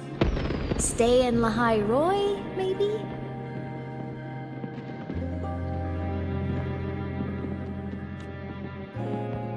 The Threnodian here needs to be dealt with first. Of course. Typical workaholic. I knew you'd say that. Aleph 1 won't be an easy fight. But I believe in you. You're the one who keeps making the impossible possible. And after that, will you keep traveling? Any destination in mind?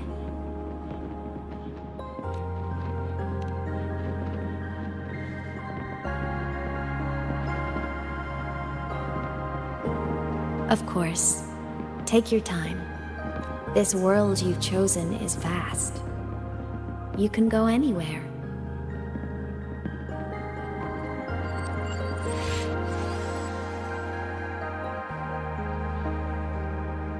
Are you leaving now?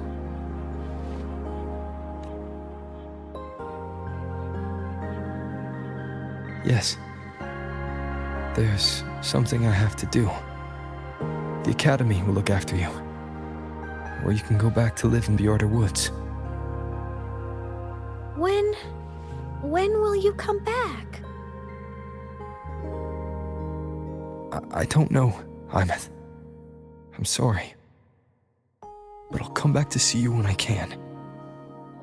I promise. You promise? Promise. Then I'll wait for you here in Lahai Roy. Don't feel you have to.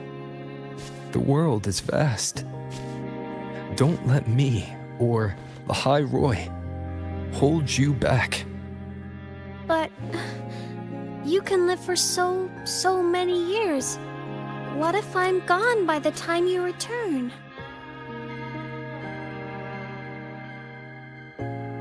Sorry. I shouldn't have said that. You should go now.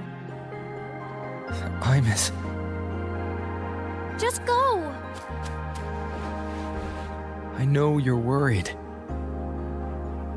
It's not fair. Why does it have to be you saving the world? You're always so exhausted, always getting hurt.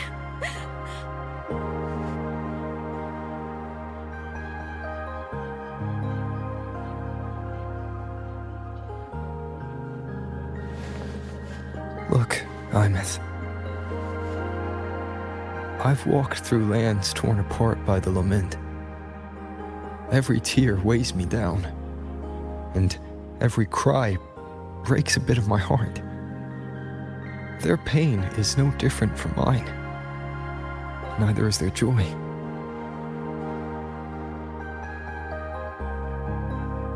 So if I can help, I will. I have to. Then I'll be the one to protect you someday. You protect me. Yes! You're not invincible. You get hurt, you get tired, you get sad. You're just like everyone else in this world. So I'll protect you. I'll chase off anyone who tries to hurt you, like Karia from Space Fantasy. I'll become a savior, just like you. Don't laugh! I'm serious! All right. I'll stop now. I know you're serious. And I'm listening to every word. I'll be counting on you then, AEMEATH.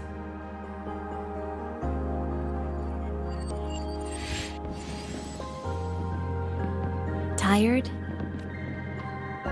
The frequency Sigillum took is coming back. It's not a great feeling. Abby's already helping me recover through the tacit mark. I'll be fine soon.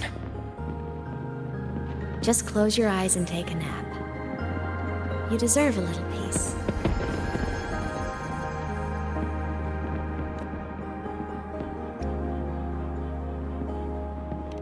You can count on me.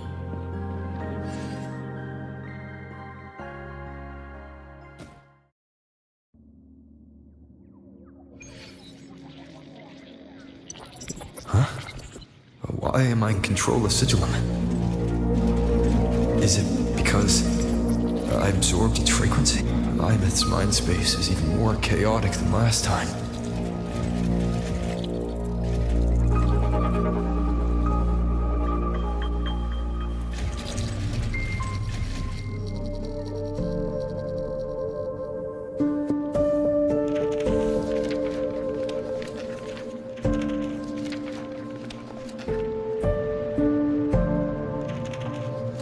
Sigillum. Back for more? Thought I made a mess of you last time.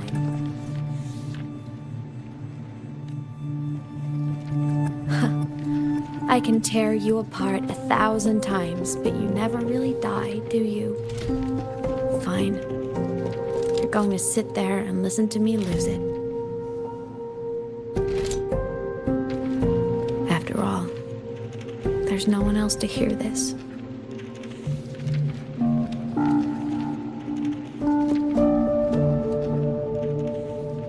I can't speak. Or move. Was Sigillum incapable of speech back then? You know, I found something interesting in the Exostrider's reactor drive. A message left by my future self. Years ago, while sailing the stars towards Solaris, an Exostrider caught the attention of Aleph 1. Both of them tore through the Strider Gate, clashing in the caverns deep below. The Exostrider has combat features, but it was still no match for Aleph 1. Its body was shattered, energy nearly depleted, and void matter kept pouring through the Strider Gate. Aleph 1 kept pushing, desperate to squeeze its whole disgusting bulk into this world. It was almost successful. It would have ended everything. But then a girl named AEMEATH emerged from inside the Threnodian itself. The great savior, making her dramatic entrance at the final moment.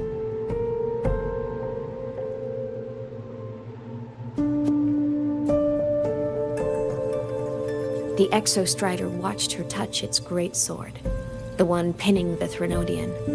Their resonance sent a surge of power back into the reactor drive. It turned the massive blade, forcing the Threnodian back through the Strider Gate and driving a seal over it. But the human girl who had resonated with the Exostrider, she was dragged through the Strider Gate with the Threnodian, vanishing from Solaris forever. AEMEATH was the key? She helped the Exostrider seal the Threnodian? I was shocked at first, but the moment I stepped into void space, it all made sense.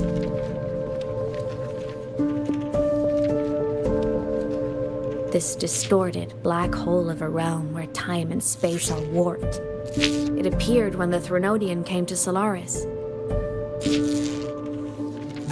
Anything lost inside can exist in multiple moments at once. Things caught in it can be thrown into junctures of time they were never part of.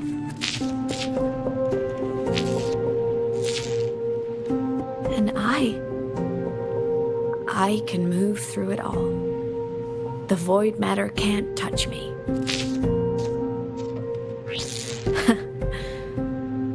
Do you have any idea what this means? AEMEATH, where is this going? It means I can use it to go back. Back to the very moment Aleph 1 descended.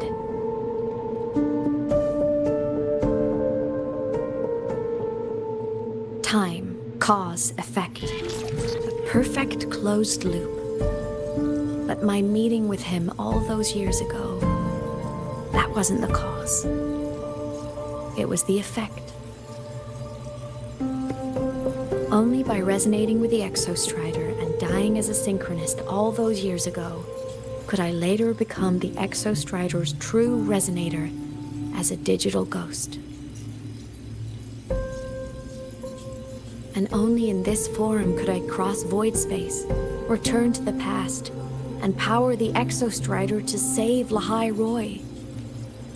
And only because Lahai Roy survived could he have ever come here, rescue my younger self, and let me grow up here to become the chosen synchronist in the first place.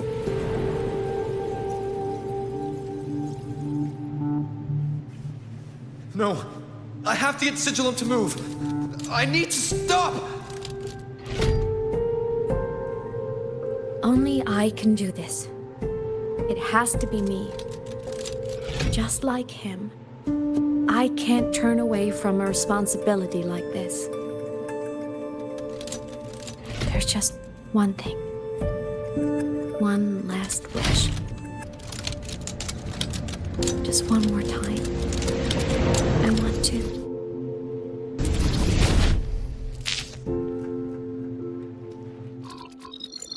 AEMEATH.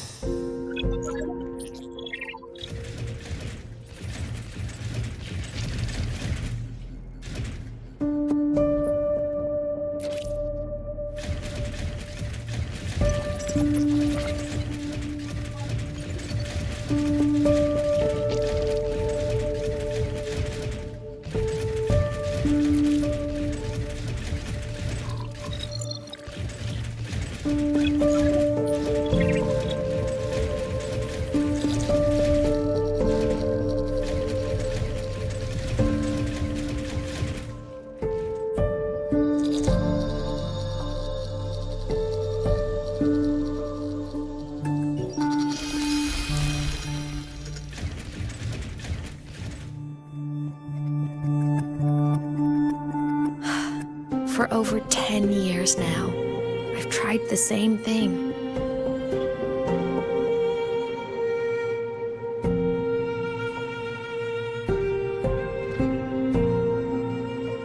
Every time the reactor drive ran its self-diagnostics during peak Voidstorm season, I tried to reverse time, and every time, I failed. I just wasn't strong enough. But now, further along the timeline, the edges of void space are beginning to collapse. I don't know why the Threnodian is changing, but I know there won't be another chance. I have to make the jump now, during this peak season, while void space is still stable. I'm not that child who needed protecting anymore. I have a duty to fulfill. Lahai Roy is my responsibility. So if I can help, I will. I have to. But before I go, I want to see him again. That's my one selfish wish. I want to talk to him, to know how he's really been. I want to spend a little more time with my family. I was always afraid that when he finally discovered the truth about himself, he'd feel so alone. But it's all right now. He told me about his journey after losing his memories. It was meaningful. He met people. People who care for him, who miss him. People he formed connections with.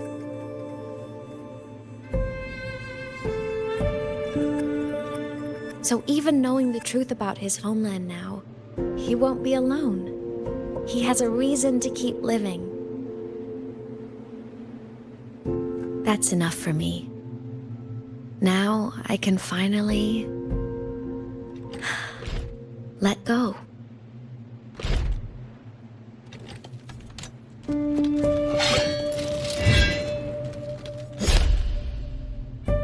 You!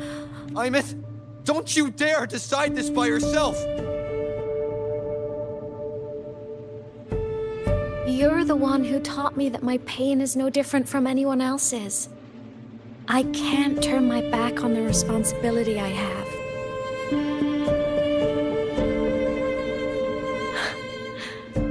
Forgive me.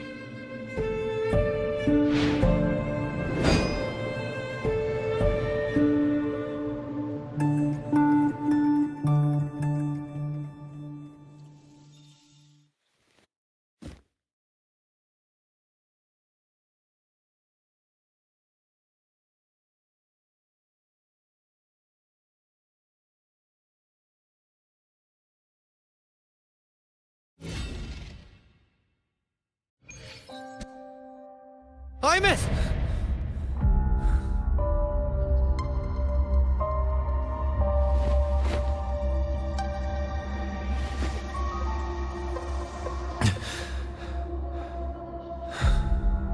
She's gone. This is the piece I was missing.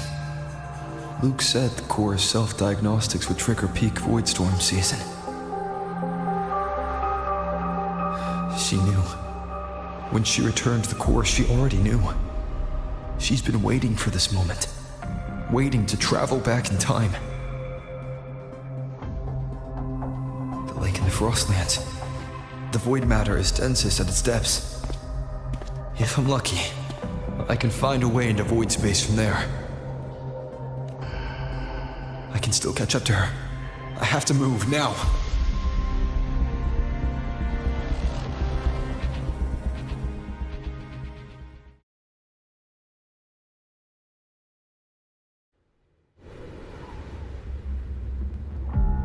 I'll have to jump into the lake from there.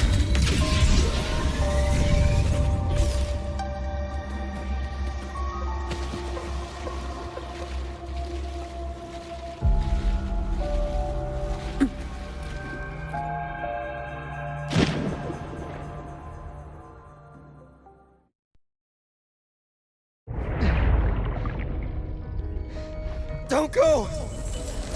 Huh?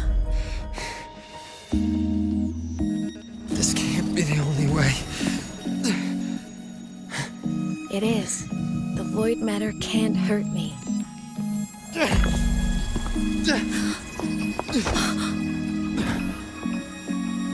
Don't try to save everyone on your own. This time, you have to trust me.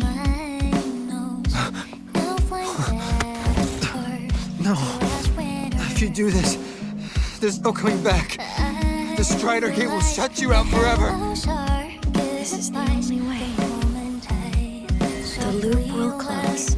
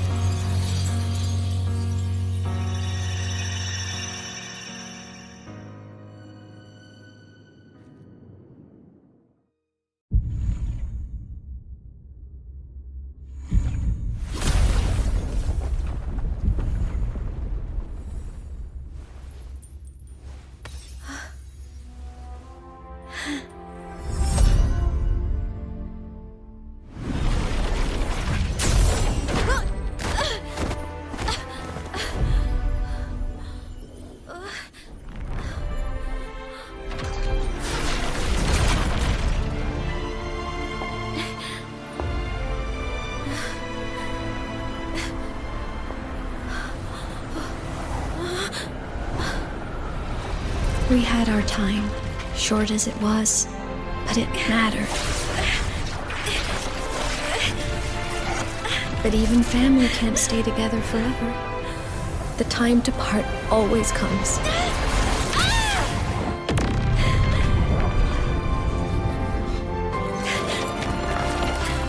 I've long come to terms with this responsibility.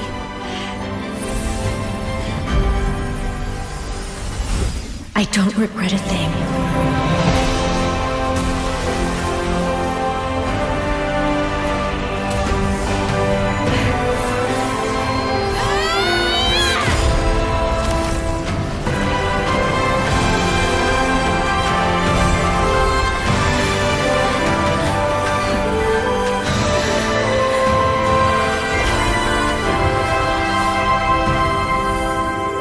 But still.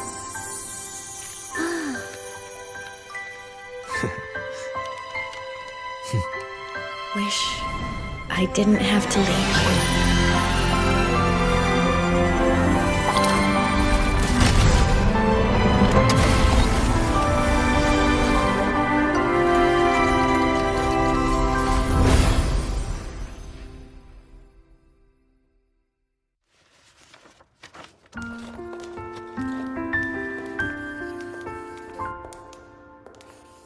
So, what kind of person do you want me to be when I grow up? A teacher? A scientist? A singer? Huh. Which should I choose? Maybe a model? Oh, a pastry chef? Oh, what about an animal caretaker?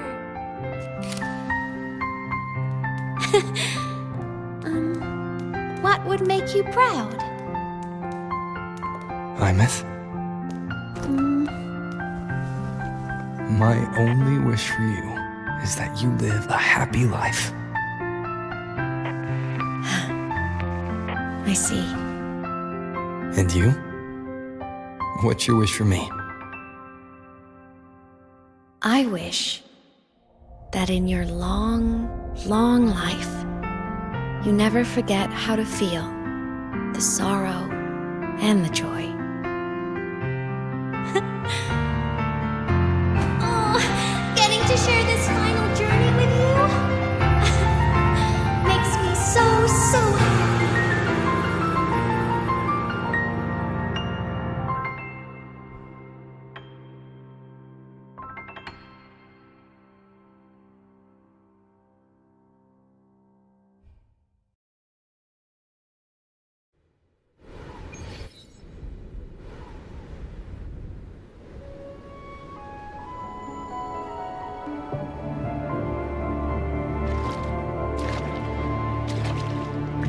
AEMEATH said someone lifted her from the lake when she was a child. That's when she lost her talisman. It wasn't my past self who saved her. It was me. Right here. Right now. My failure to save AEMEATH, has it already become part of Lahai Roy's chain of cause and effect?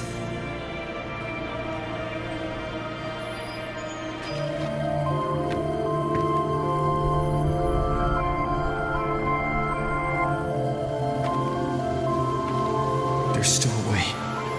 I can't give up here. AEMEATH is on the other side of the Strider Gate. I'll just go through it and bring her back. Someone has to pilot the Exostrider, open the Strider Gate, and deal with the Thernoidian anyway. I'll do it. The odds are slim, but they're not zero.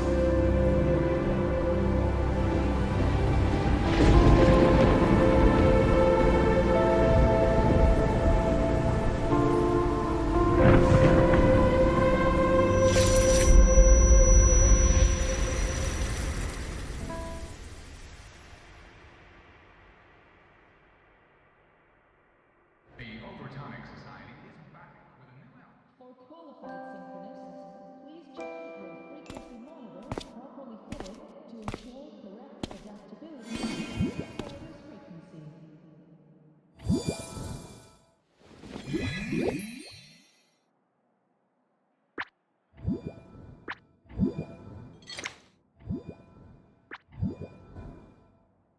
touched the talisman, then ran away. Is it trying to lead me somewhere?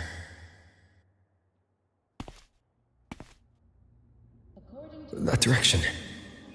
It's the Synchroling training grounds. What's wrong? The simulation pod won't open? Seems so. It bugged out with an emergency error and just locked down. Maintenance is on the way. But it's showing it's occupied. Class just started. No one could have gotten in yet.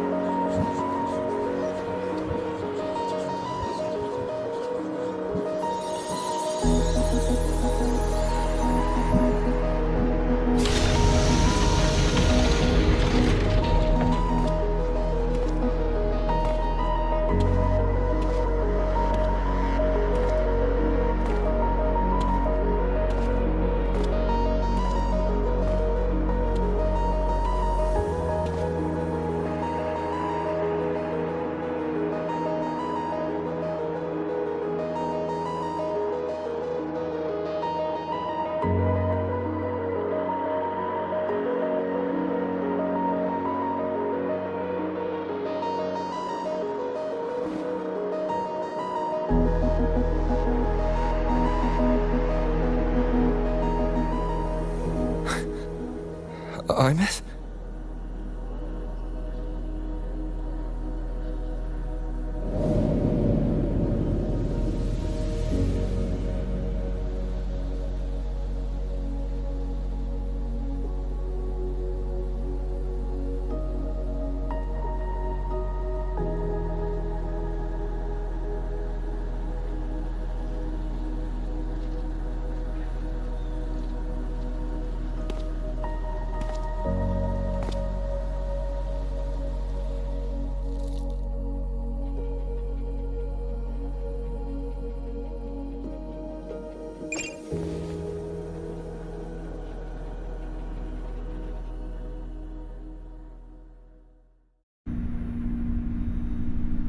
Void storm hazard level at transit stop.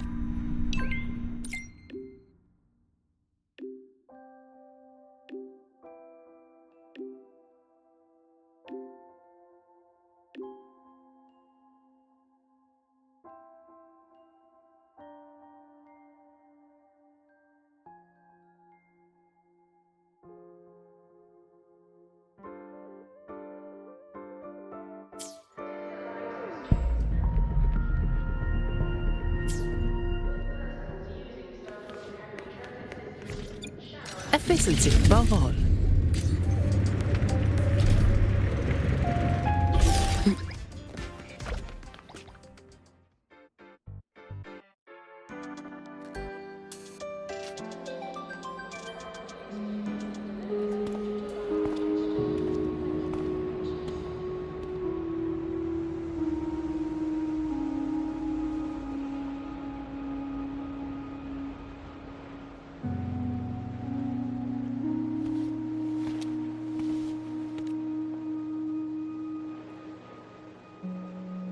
This is her paper plane.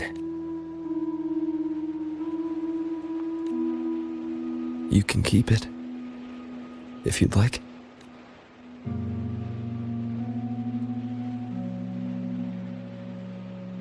I know you're not AEMEATH. You're only a piece of what she left behind, kept alive by this talisman. But if you exist, it means she's still alive too, doesn't it? Otherwise, the Solace Kin couldn't have brought you back.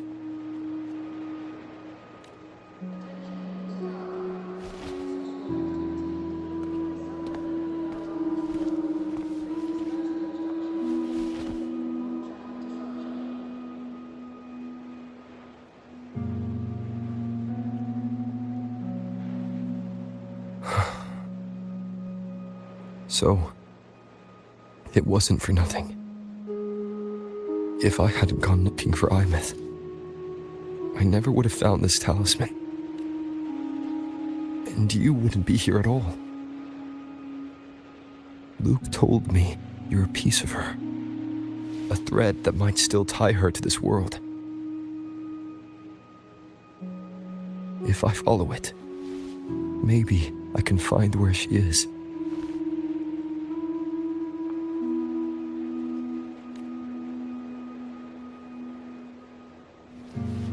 You might have only said that to comfort me. No one has ever seen what's beyond the Strider Gate. It's all just guesswork. How long has it been for her since she was pulled into that chaos?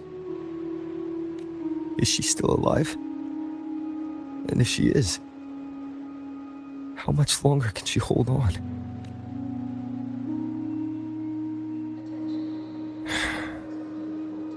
I don't know.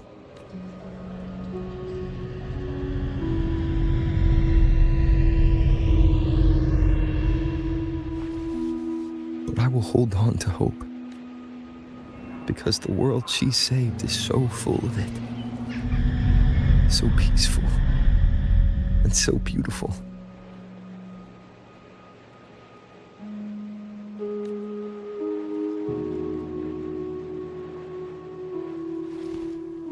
It's strange. Seeing AEMEATH so quiet like this.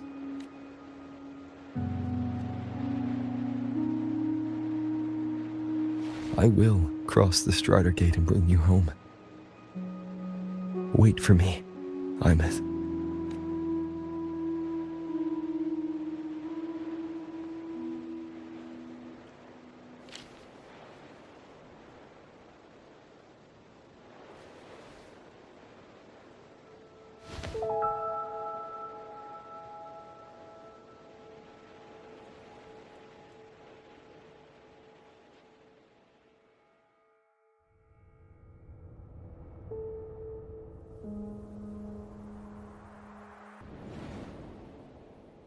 Don't be sad.